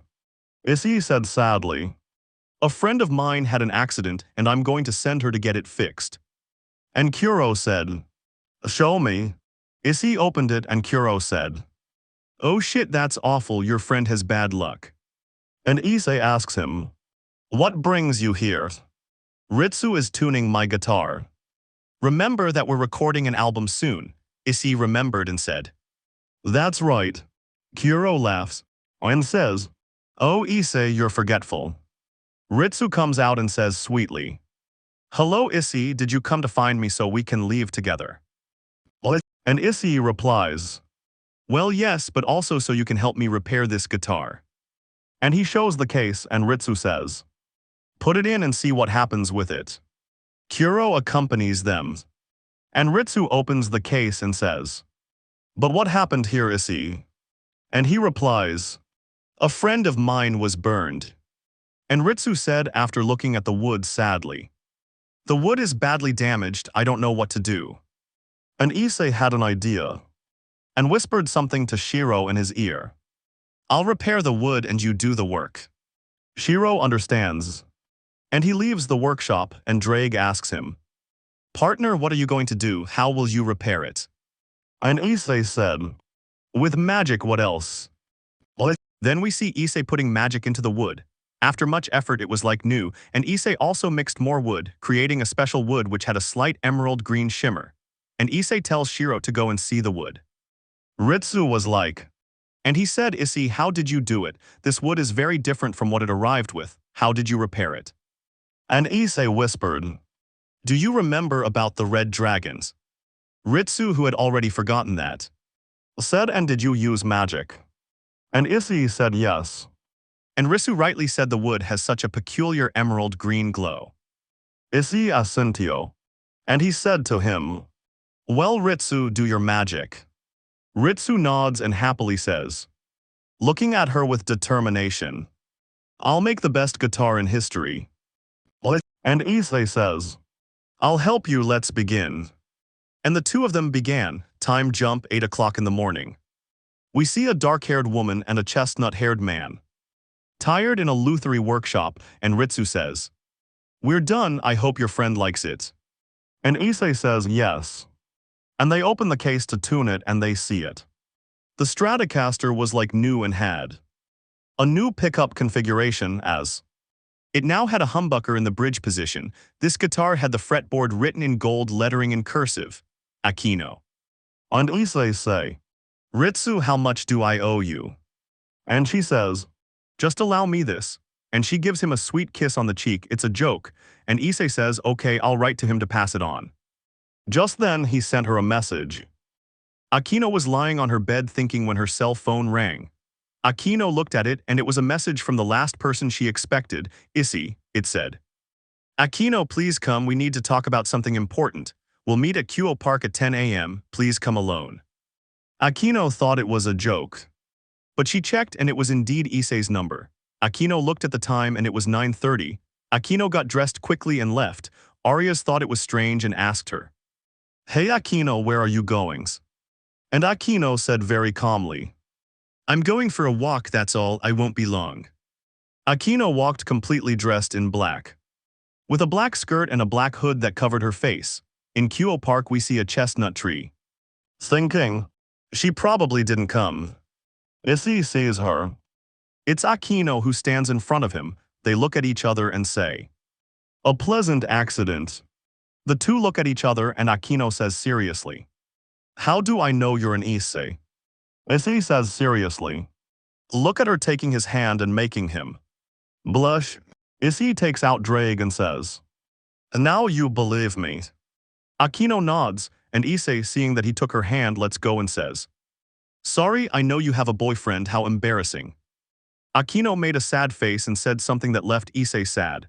To him, I was just a toy. He didn't love me, I let him take advantage of me and he left me. Issei made a sad face and said, Aquino, look, I have something for you, I hope you like it. I put a lot of effort into repairing it. Aquino is surprised. She opens her mouth and sees it. And she said, she's beautiful. How did you make her so beautiful? How did you find her? And Issei said, I'll explain later. Excuse me, can we go to my house so you can show me what you can do with her? Issei was blushing furiously and Aquino agreed. The two of them walked into Issei's house blushing furiously. Issei handed her an amplifier and said, delight my ears, Aquino. Aquino thought, I'll do my best. And she began. Issei was surprised and began to sing instinctively. The two seemed synchronized. When it was over, the two of them looked at each other. Aquino couldn't take it anymore. She dropped her guitar and kissed him, and Issei let himself go. Insert steamy moment, you know what I mean. We see a black-haired girl and a brown-haired boy sleeping embraced on the living room floor with their clothes lying on the floor and covering themselves with a blanket that was on the floor. They literally couldn't hold back and did it wildly in the living room. But at home, everyone felt a pain in their chest as if something valuable had been taken from them. And Irina said in a trance, Aquino, you surprise me, you did it. Starting again.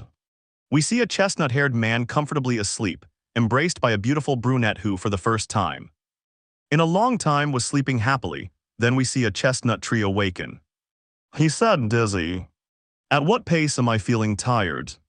And weak in my legs. He almost had a heart attack when he got naked. And looked up and saw Aquino and thought, oh no, what happened, how embarrassing. At that moment, Aquino woke up and said a shy, blushing hello to him. Hello, Issei, well, Issei and Aquino separate. And Issei says to her with great shame, how embarrassing, you have a boyfriend and I made you betray him. Aquino replied sadly, I'll say it again, I don't have a boyfriend. And Aquino says sadly, can I explain something to you? Issei said sadly, explain.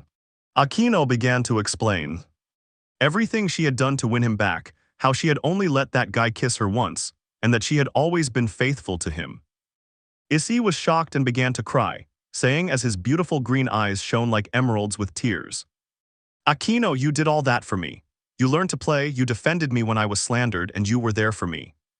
When I was down, I feel bad because I just got angry and left without asking you anything. Aquino, crying, puts him on her lap and says, I know I ruined everything, don't blame yourself. Issei instinctively hugged her. And Aquino clung to him and they said it in unison, would you like to go out with me? They both blush and accept. Aquino says sheepishly, Issei, well, that was my first time, I'm sorry. Issei replies, mine too, so would you like me to walk you home or to school? Aquino nods and says, Issei, can you put your mark on me? I want to be with you forever. Issei nods and says more seriously, when I put it in you, do you swear to be faithful to me? Aquino says seriously, I promise you, and if I fail you again, I will commit suicide. Issei was shocked by how easily she said that. But he accepted and put it on. He placed it under his breast so no one would see the mark, since for now they would keep it a secret to avoid a commotion, and the only ones they were going to tell were Issei's parents and Aquino's father, so they would be aware. So they both left very happy and holding hands. They had a date that very day since they were now a couple. Aquino, back in Kuoh, entered the house with her new guitar in hand. Kaneko opened the door, sniffed her and said, Hey Aquino, you smell like Issei, where were you? Aquino got nervous and said, Are you kidding me? I was in a music store. And I walked, but Kaneko continued, Why are your hair a mess and your lips are red, face with monocle? Aquino didn't answer and walked to her room, but Irina was already there and said, Aquino, calm down, I know what happened, you're a winner. Calm down, you have my word, I won't tell anyone. Aquino understood and hugged her and whispered in her ear, Look what Issei gave me. Irina said as she opened the case.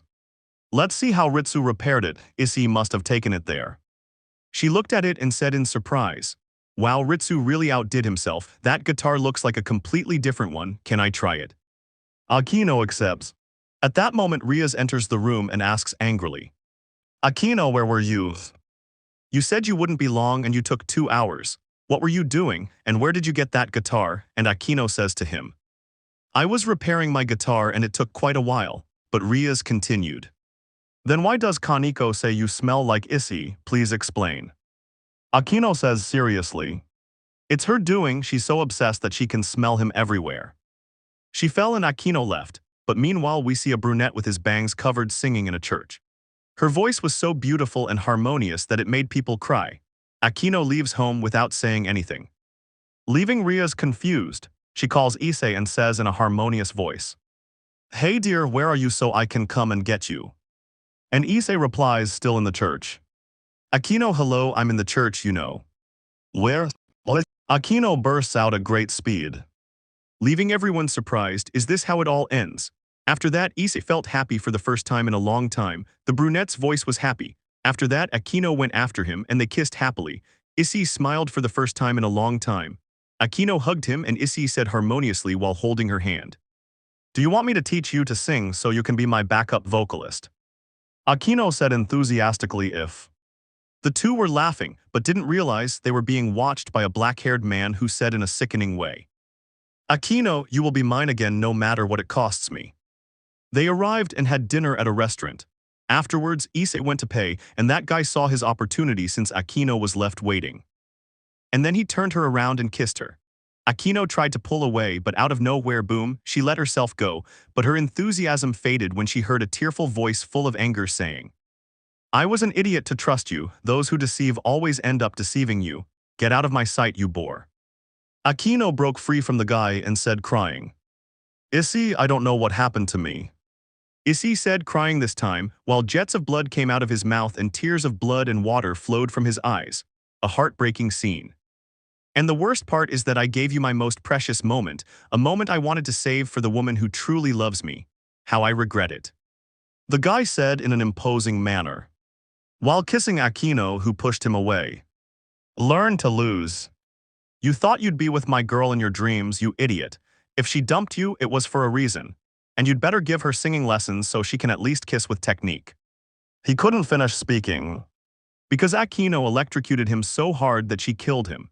And she said as tears streamed from her eyes as purple as amethyst, Damn you for what you did, my Issei doesn't love me anymore.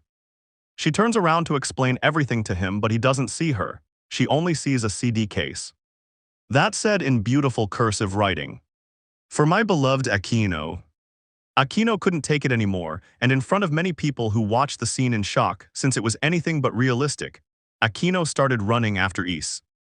But hours passed and Akino found him. Time jump 6 p.m. We see a chestnut tree at that fountain where it all began, with a face of melancholy, sadness, and extreme pain. Thinking as a drop fell on its skin, who am I kidding? I've never been sweet when it comes to love. All the relationships I've had end badly. And I get cheated on, I'm a damn idiot. For believing her, who would want a damn scrawny guy like me? To her, I was just a damn toy. I'm tired of giving away my feelings and ending up forgotten. Akino flew searching and searching. But Issei ran and reached a forest. And said with a face of extreme pain, This will be a good place, no one will find me here. I can end my life without trouble. Issei walked and found an old rope. I tied it in a loop and hung it on a worn-out stick. But first, to make it faster, he cut his wrists with a razor he was carrying. And when the rope was already wrapped around his neck and blood was gushing out from his wrists, he said as he jumped, Love of my life, goodbye forever. And he fell and closed his eyes as the rain fell. Accepting problems. Issei was about to die, but Akino found him and screamed in shock. Issei, why did you do it? A devilish sound was heard from the chestnut tree. I want to die. Akino said through tears as she removed the rope from his neck and tried to cauterize the wounds. And he put it on his back. No, Issei, don't say that. I know I caused this and I'll fix it. Akino opens a magic circle, enters it and takes him to the private hospital. And then Issei was hospitalized and there was a problem. Because Issei lost a lot of blood and they didn't have his blood type, which was a note. I clarify that this blood type is made up since, as far as I know, they have never stated the blood type of the characters in DXD. And luckily for Issei and this fic, Aquino had the same blood type as Issei. Aquino, without hesitation, had the transfusion and was left dizzy, and he said as he placed him on the stretcher, "Issei, I'm sorry for me it all started, but at least you left my side." Issei opens his worn green eyes, and he says weakly, "I died, right? And if that's true, I have a question, Aquino, or whatever you are. Why did you deceive me?" Aquino began to explain, and Issei said, "I almost killed myself over something stupid." Aquino sadly told him, "Issei, I know you almost killed yourself because of me, but accept it, you have a problem." Issei said with a smile, "Aquino, I'm sorry, I'll pay your expenses." At that, Aquino couldn't take it anymore and said, "With this, you pay me back for everything and more." And he kissed her and Issei let him, they were kissing.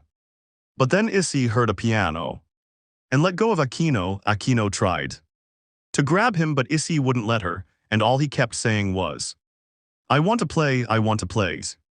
They arrive at a room where they see a patient playing, who then stops to watch Issei play as he looked promising. And Issei said while looking at his beloved black-haired girl, "This is for you, Aquino, consider it my declaration of eternal love." Many people approached that harmonious voice. That relaxed them. Aquino couldn't hold back any longer, and tears full of happiness and love came to her eyes. Issei stopped playing and said to Aquino then. Aquino couldn't take it anymore and started kissing him. They were kissing. But then they heard a voice they both knew very well saying, "It's all over." We see Ritsu marry and the girls from the band at school worried because they didn't know anything about Issei.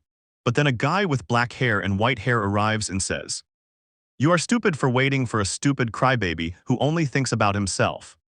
They understood, but the only one who protested was Kuoh. Because she said, "Issei has suffered a lot, don't judge him. Because of everything that has happened, he will come," but they continued to protest. At that moment Kuoh said, imposing order, "Well, I'm the leader of the band, I'm the one who should talk to him." But Hikari, the rhythm guitarist, said in an imposing manner, "He's very talented, but he doesn't talk to us, and we've already gotten into trouble because of him. I think we should fire him." Kuoh said imposingly, "I am the leader and I say that we should hold a meeting with Iseei to define it." But Ritsu says, "Choose already, Kuoh, you go with Issei or you stay with us." And the new vocalist, pointing to the black-haired boy who showed them a poor-quality demo, said his voice was good, but it lacked life and had a small range compared to Issei's. And Kuoh said angrily, "Let them be fulfilled. If it weren't for Issei, our band would have lost its prestige. And it would have sunk," but the dark-haired boy said as he pushed Kuoh and threw his guitar and case to the floor. "Well, Kuoh, you're fired from the Ritsu gang," she said angrily. "I'm leaving, but I'll make a better gang, you bitches." But while Issei was in the hospital, he was being scolded by Rias. But Issei remembered the album, dressed in his uniform, and went out, running, and said to Aquino mentally, "I must record them." Aquino understood when she was walking down the street and she ran into Ritsu, who told her he'd had some problems and that's why he hadn't been able to contact the crew. But Ritsu sadly told her, "You and I were kicked out of Imperial Dragons," and proceeded to tell him everything. He ran towards the music room and said, "I will fix this since it's my fault." Kuoh followed him and they arrived there and all he received were insults. Issei humiliated himself, but they pretended to be angry. But then the boy angrily tells him while hitting him in the euphoria of the moment that he's doing so. He hits him hard in the throat with the base of the microphone, making him bleed. "Shut up, idiot, look what I'll do with your voice." At that moment, Aquino enters, punches her vocalist in the face, and says with an angry expression, "I'll kill you, you bastard," but Kuoh says, "Woman, don't hit him, let's go to the hospital instead." Issei clutched his throat, and we see Aquino carrying him on her back while Issei couldn't even speak. Heartbreaking news joining more. We see a brunette and a chestnut-haired woman carrying him to a hospital. At the hospital, they started giving him snacks to help the swelling from his bruises go down. At the hospital, the chestnut-haired man was sitting on a stretcher crying. Because his voice would never be the same, he thought, "I swear I'm going to kill you for what you did to my throat, you imbecile, I swear it." The chestnut tree began to cry in the darkness. At that moment Aquino entered and said in a sad tone, Issei, I bring bad news. It turns out you won't be able to sing high notes anymore. As your throat could tear, your vocal cords are delicate. The chestnut-haired man wore a face of extreme pain and melancholy, because telling a countertenor or tenor that he can't sing high notes is the worst torture. It literally ruined his career indefinitely. The chestnut-haired man said nothing, only tears streamed down his face. Aquino was about to speak to try and comfort him. But then she heard her green eyes shining with tears, barely hidden by her bangs. Aquino knew what was going to happen. And he tried to speak to him. But Issei responded while taking out Drag, who was believed to be sealed. Aquino, don't try to stop me, I don't want to hurt you. Aquino understood, and something happened that they thought would never happen. Issei revealed his completely green eyes filled with tears. Today you will see the bloodthirstiest side of the red dragon. Aquino knew she had to calm him down, so she threw herself at him and pulled him close to her chest, and she said, You won't get your voice back by killing him. Let's form another gang and humiliate that idiot. I won't leave you, my beloved. The chestnut-haired man said to her as he fell asleep. On her chest, Thank you, Aquino, I love you. You've always been there to make me see reason. He hugged Aquino and whispered, I'll sing to you one last time. The chestnut-haired boy was singing with all his heart. Aquino knew it and tears welled up in her eyes, knowing it would probably be the last time she'd hear him sing at full volume. She said, Thank you, Issei, for letting me hear your beautiful voice one last time. He stopped and said in his weak, tired voice, Aquino, help me get my voice back. Please be my light, be my guide so I can get back up. Aquino said while hugging him, My beloved brunette, I will always be by your side. I will always be there for you when you need me. That's why I'm your girlfriend. Issei smiled and the two instinctively began to kiss, while Issei played the song he composed for Aquino in the background. But they didn't realize that a white-haired girl was listening to everything. With tears in her eyes, she said, Please forgive me, senpai. Feeling bad and realizing the mistake. This chapter will focus mostly on the girls of Imperial Dragons. Okay, let's begin. After that, the girls thought they had a better vocalist than Issei and that he was surely spoiled, since according to them those little taps didn't do anything to him. If they only knew that now he won't be able to sing well. Afterwards, they went to the concert where they met Shiro, who, upon seeing the band with another vocalist, said seriously, Hey woman, wears red. Then Hikari casually says, Nah, calm down, we fired him. He didn't meet our expectations, and besides, our new vocalist is better than Issei. Shiro understood but thought, That doesn't make sense to me. I think I'll talk to him later to clear up my doubts. Imperial Dragons assembled. Everyone wanted to see Issei. Since the band had gained fame for its powerful and mysterious vocalist, Red, everyone looked puzzled-faced with monocle what happened here. But they started playing, but there were problems.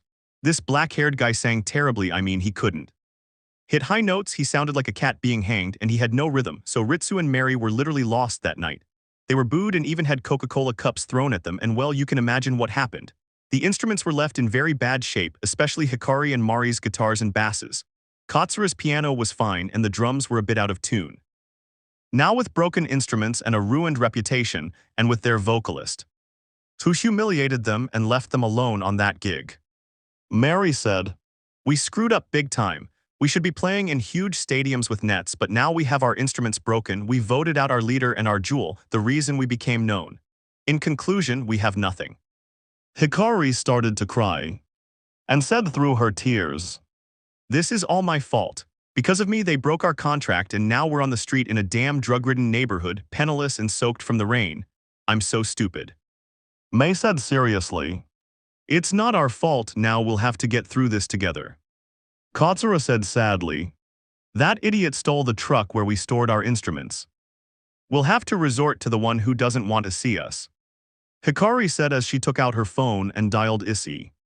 It's our turn, although I don't think he'll talk to us.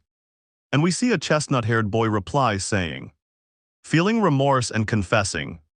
We see a white-haired girl running home with tears in her eyes. As soon as she arrives, she is greeted by a thoughtful Rias who spoke as if she knew where the white-haired girl came from. Tell me now what's wrong with Issei. Kaneko proceeded to sit down in the dining room where Rias was, and said sadly, Issei is in the hospital with Aquino.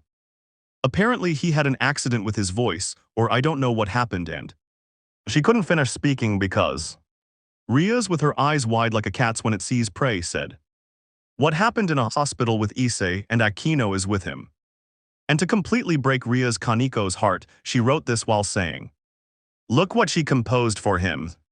With every word she heard in that beautiful voice, Rias realized what a great man she had lost because of her stupidity and immaturity. There came a point where Rias couldn't take it anymore. And she said with a sad face, a tearful voice, and a melancholic look, "Please stop for that." By that point, almost all the women in Issei's harem had arrived. Except for Irina, who was in her room thinking as she took her instrument out of its case. Who was the bastard who ruined Issei's voice? I'll find him and kill him. Irina plugged her guitar into the amplifier and began to play masterfully, remembering everything that happened with Issei. When she wasn't known as Irina but as Arashi, the guitarist of the storms.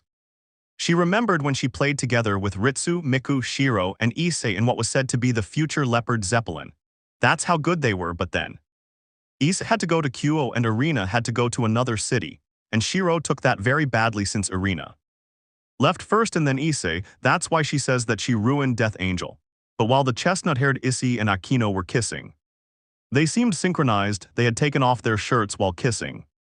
Aquino asked Drake to ask him how to heal his Issei's throat faster.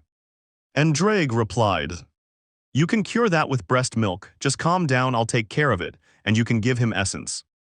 Aquino accepted and separated from Issei, and she said to him while lifting her breasts, "Please suck, I made a deal with Drake to heal your throat, and since I have your mark, I can give you essence. That will heal your vocal cords so you can sing well again." Issei looked at her blushing and said a tender, "Thank you, Aquino, you shouldn't have." Aquino said with a tender face and voice, "Obviously you are my beloved and it is my duty to heal you too, consider it a gift for you to relax when you need it, my beloved Issei."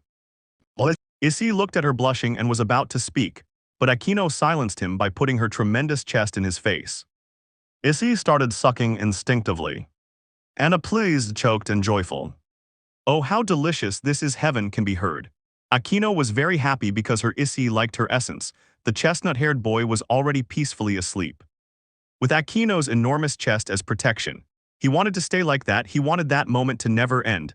He was very calm. He felt that his throat was truly healing since those medications were hardly helping him. He was sucking peacefully. He was already peacefully asleep. But then someone opened the door and shouted, "An explanation and the birth of Death Dragoons." We see a chestnut-haired man sucking on his partner Aquino's breast while she slept. The faint sound of the chestnut-haired man's sucking could barely be heard. He felt his throat slowly healing. The essence was too rich. He wanted to sleep like that all night, listening to the sound of the dark-haired woman's breathing. Relaxed him greatly. The sound of the essence moving through Aquino's breasts was like listening to the tide. Slowly moving, he was embracing the dark-haired girl by the hips.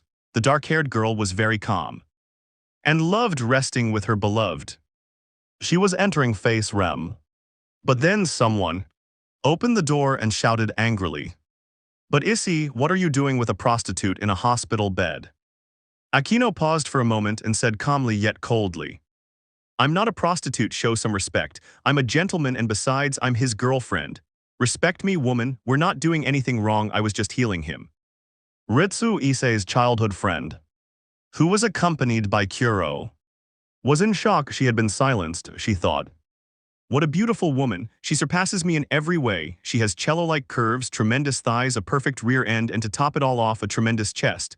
They look fake, but I won't be left behind. And she said, "But why do you have breasts if you can even call those things breasts?" Aquino said seriously as she separated her breast from the chestnut-haired man's mouth and showed her nipple still oozing essence. "That's why I'm healing him with my essence. This liquid is capable of relieving the ailments in my throat." Ritsu said jealously, "What do you mean, Issei? I'm his best friend. Any suitor my Issei has, I have to analyze and accept."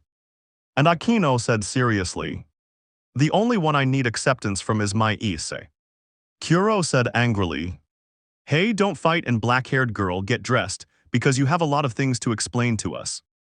Aquino understood that she was still giving her essence to the chestnut-haired man.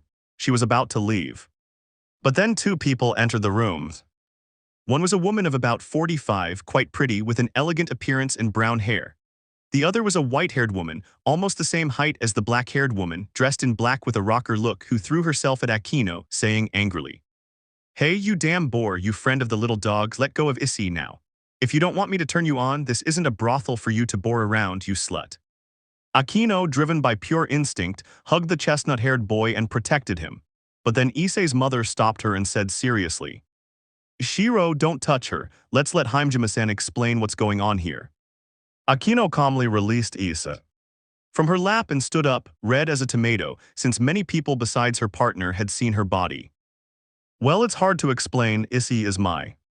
He couldn't finish speaking because Issei spoke seriously and said in an imposing manner, "Mother Shiro Ritsu, don't bother her because it turns out that Aquino is my girlfriend and she was just healing my throat, which was damaged by the vocalist of Imperial Dragoons, the one they replaced me with. He beat me up and she was healing me with dragon essence." Shiro and Ritsu, Issei's mother, half understood, but Kuro had a blank look on his face. "What's going on here? I don't understand." And Issei's mother calmly said, "Well, if that's the case, welcome back to the Hyoudou family, daughter." Aquino couldn't hold it in any longer.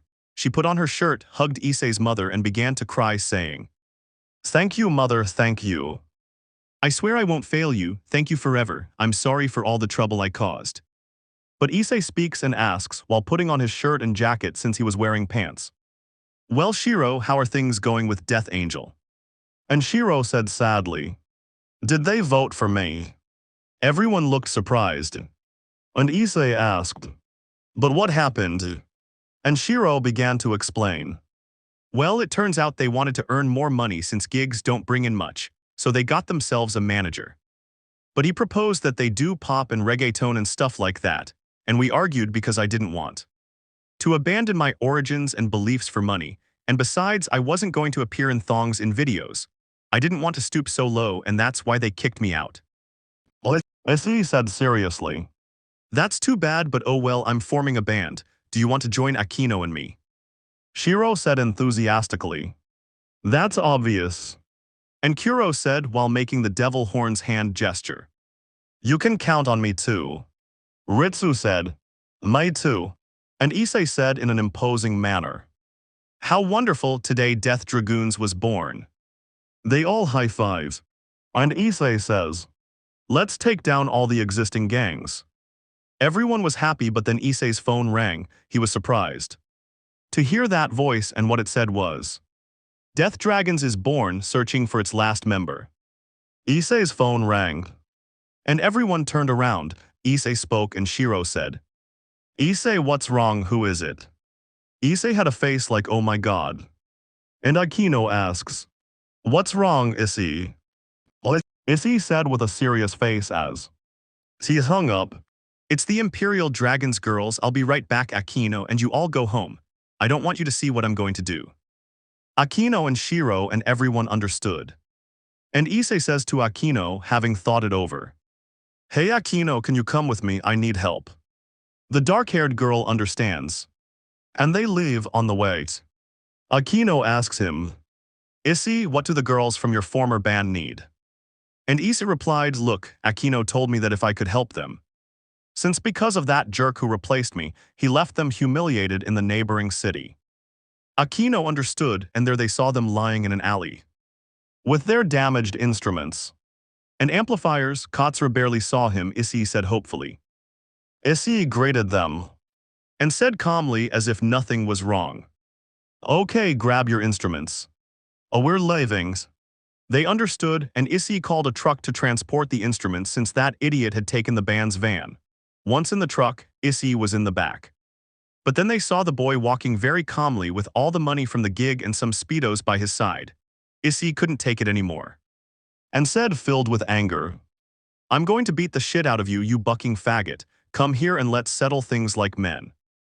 And downstairs the guy saw him and said arrogantly, "Look at the broken throat, how's it going for the man whose career I ruined?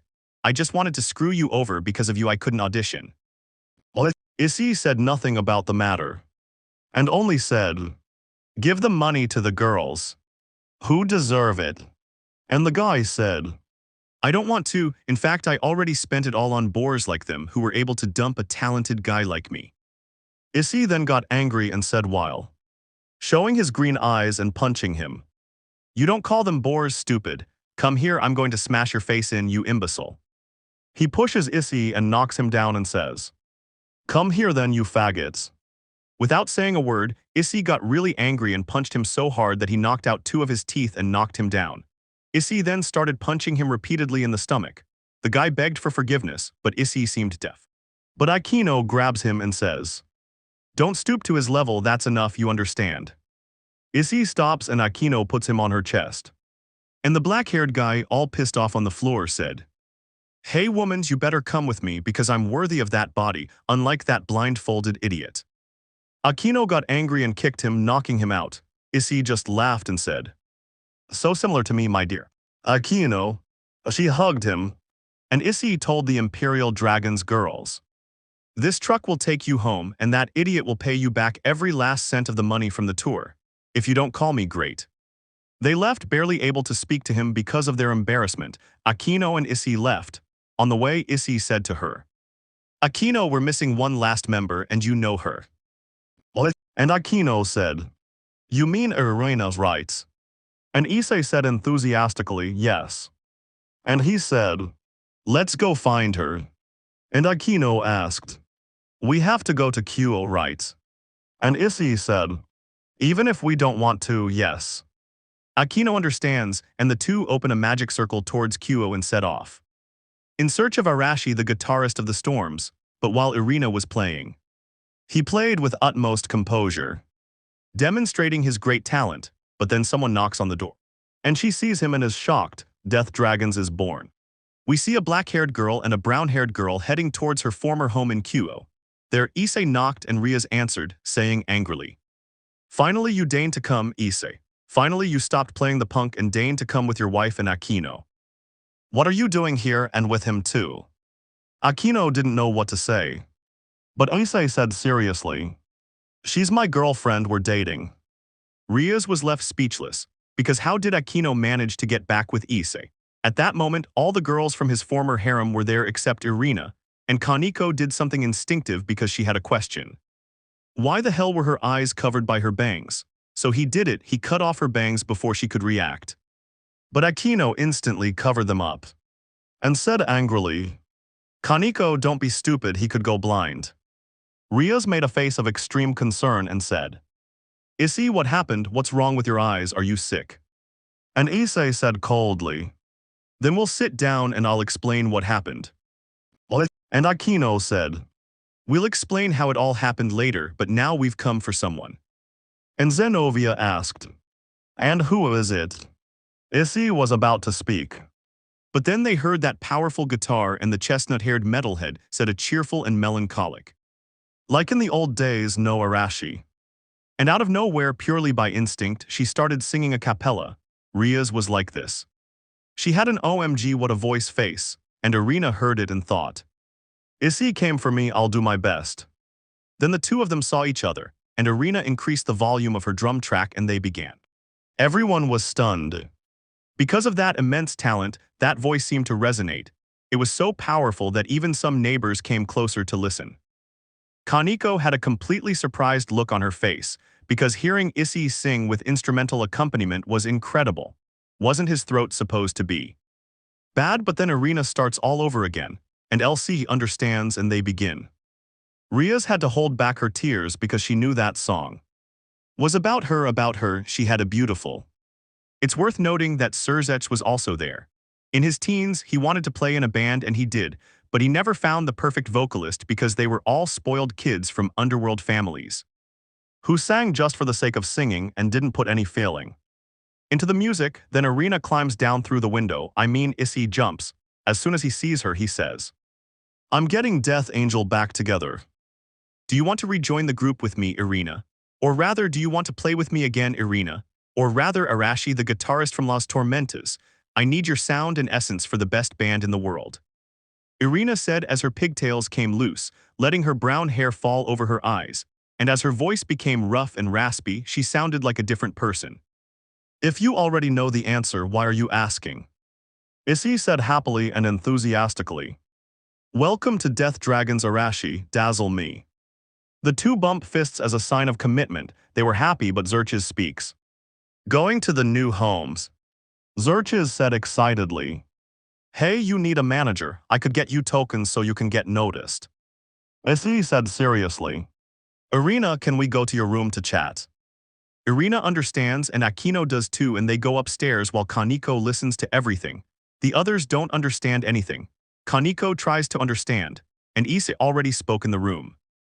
I brought you here to ask if you want the Mao to be our leader. Aquino said seriously as she lay down. On Irina's bed. Well, it would be 50-50 since it would work out very well for us, but Rias and the others wouldn't leave us alone, especially you, Issei. And the chestnut-haired man replied. Calm down, because you're my girlfriend and I only love you, so don't worry, I gave you my word. Aquino smiled and gave him a warm kiss. Irina felt horrible tugs. But she hid it. But while Kaneko was dying of jealousy and anger, since she knew that she was the pervert and not him, since she had traded a great man for desire, the most perverted person in the world was ashamed of what he had done. But while Irina said, well, yes, but we'll have to do it, since that way we'll shorten the process and we could record a simpler demo. Issei said, okay, but let's ask the others. Aquino said, yes, but we'll have to wait until tomorrow. To ask the whole band. And Issei said in a cold, calm voice. Well, Aquino, Irina, let's go home. Tomorrow we're meeting up with the whole crew to buy all the equipment. Irina understands and clings to Issei, speaking in a serious and calm voice like his. It should be noted that Irina had already packed her guitar and amplifier. Aquino also started, and we see Rias looking sad as she apparently understood that Issei had found his path and surpassed her. But as she went to her room, she thought, maybe I'll learn to play an instrument. Back at home, we see Shiro, who was there and greets Aquino. She greets Irina more coldly. And Irina does the same. Then Issei explains about the gang and how they got a manager. Shiro understands and everyone goes to their room. Aquino and Irina stayed with Shiro. But in the early morning, we see a black-haired woman slowly move to a chestnut-haired man's room, where she lowers her robe to become completely naked. And he slowly began to give it essence. But a white-haired girl watched everything with a look of what's going on here. Issei was calm and said a tender, thank you, my love. Kaneko felt a pang as she had a pang in her chest. Because she too wanted affection, Issei was really hurt to see that, and then things started to heat up, you know what I mean, XD. He had to watch for several hours as Issei and Aquino showed affection. Kaneko was traumatized and sad because she envied Aquino, since she also wanted it but couldn't because she was a bitch. We see a brunette and a black-haired girl lying face up, disheveled and with their clothes scattered around the room.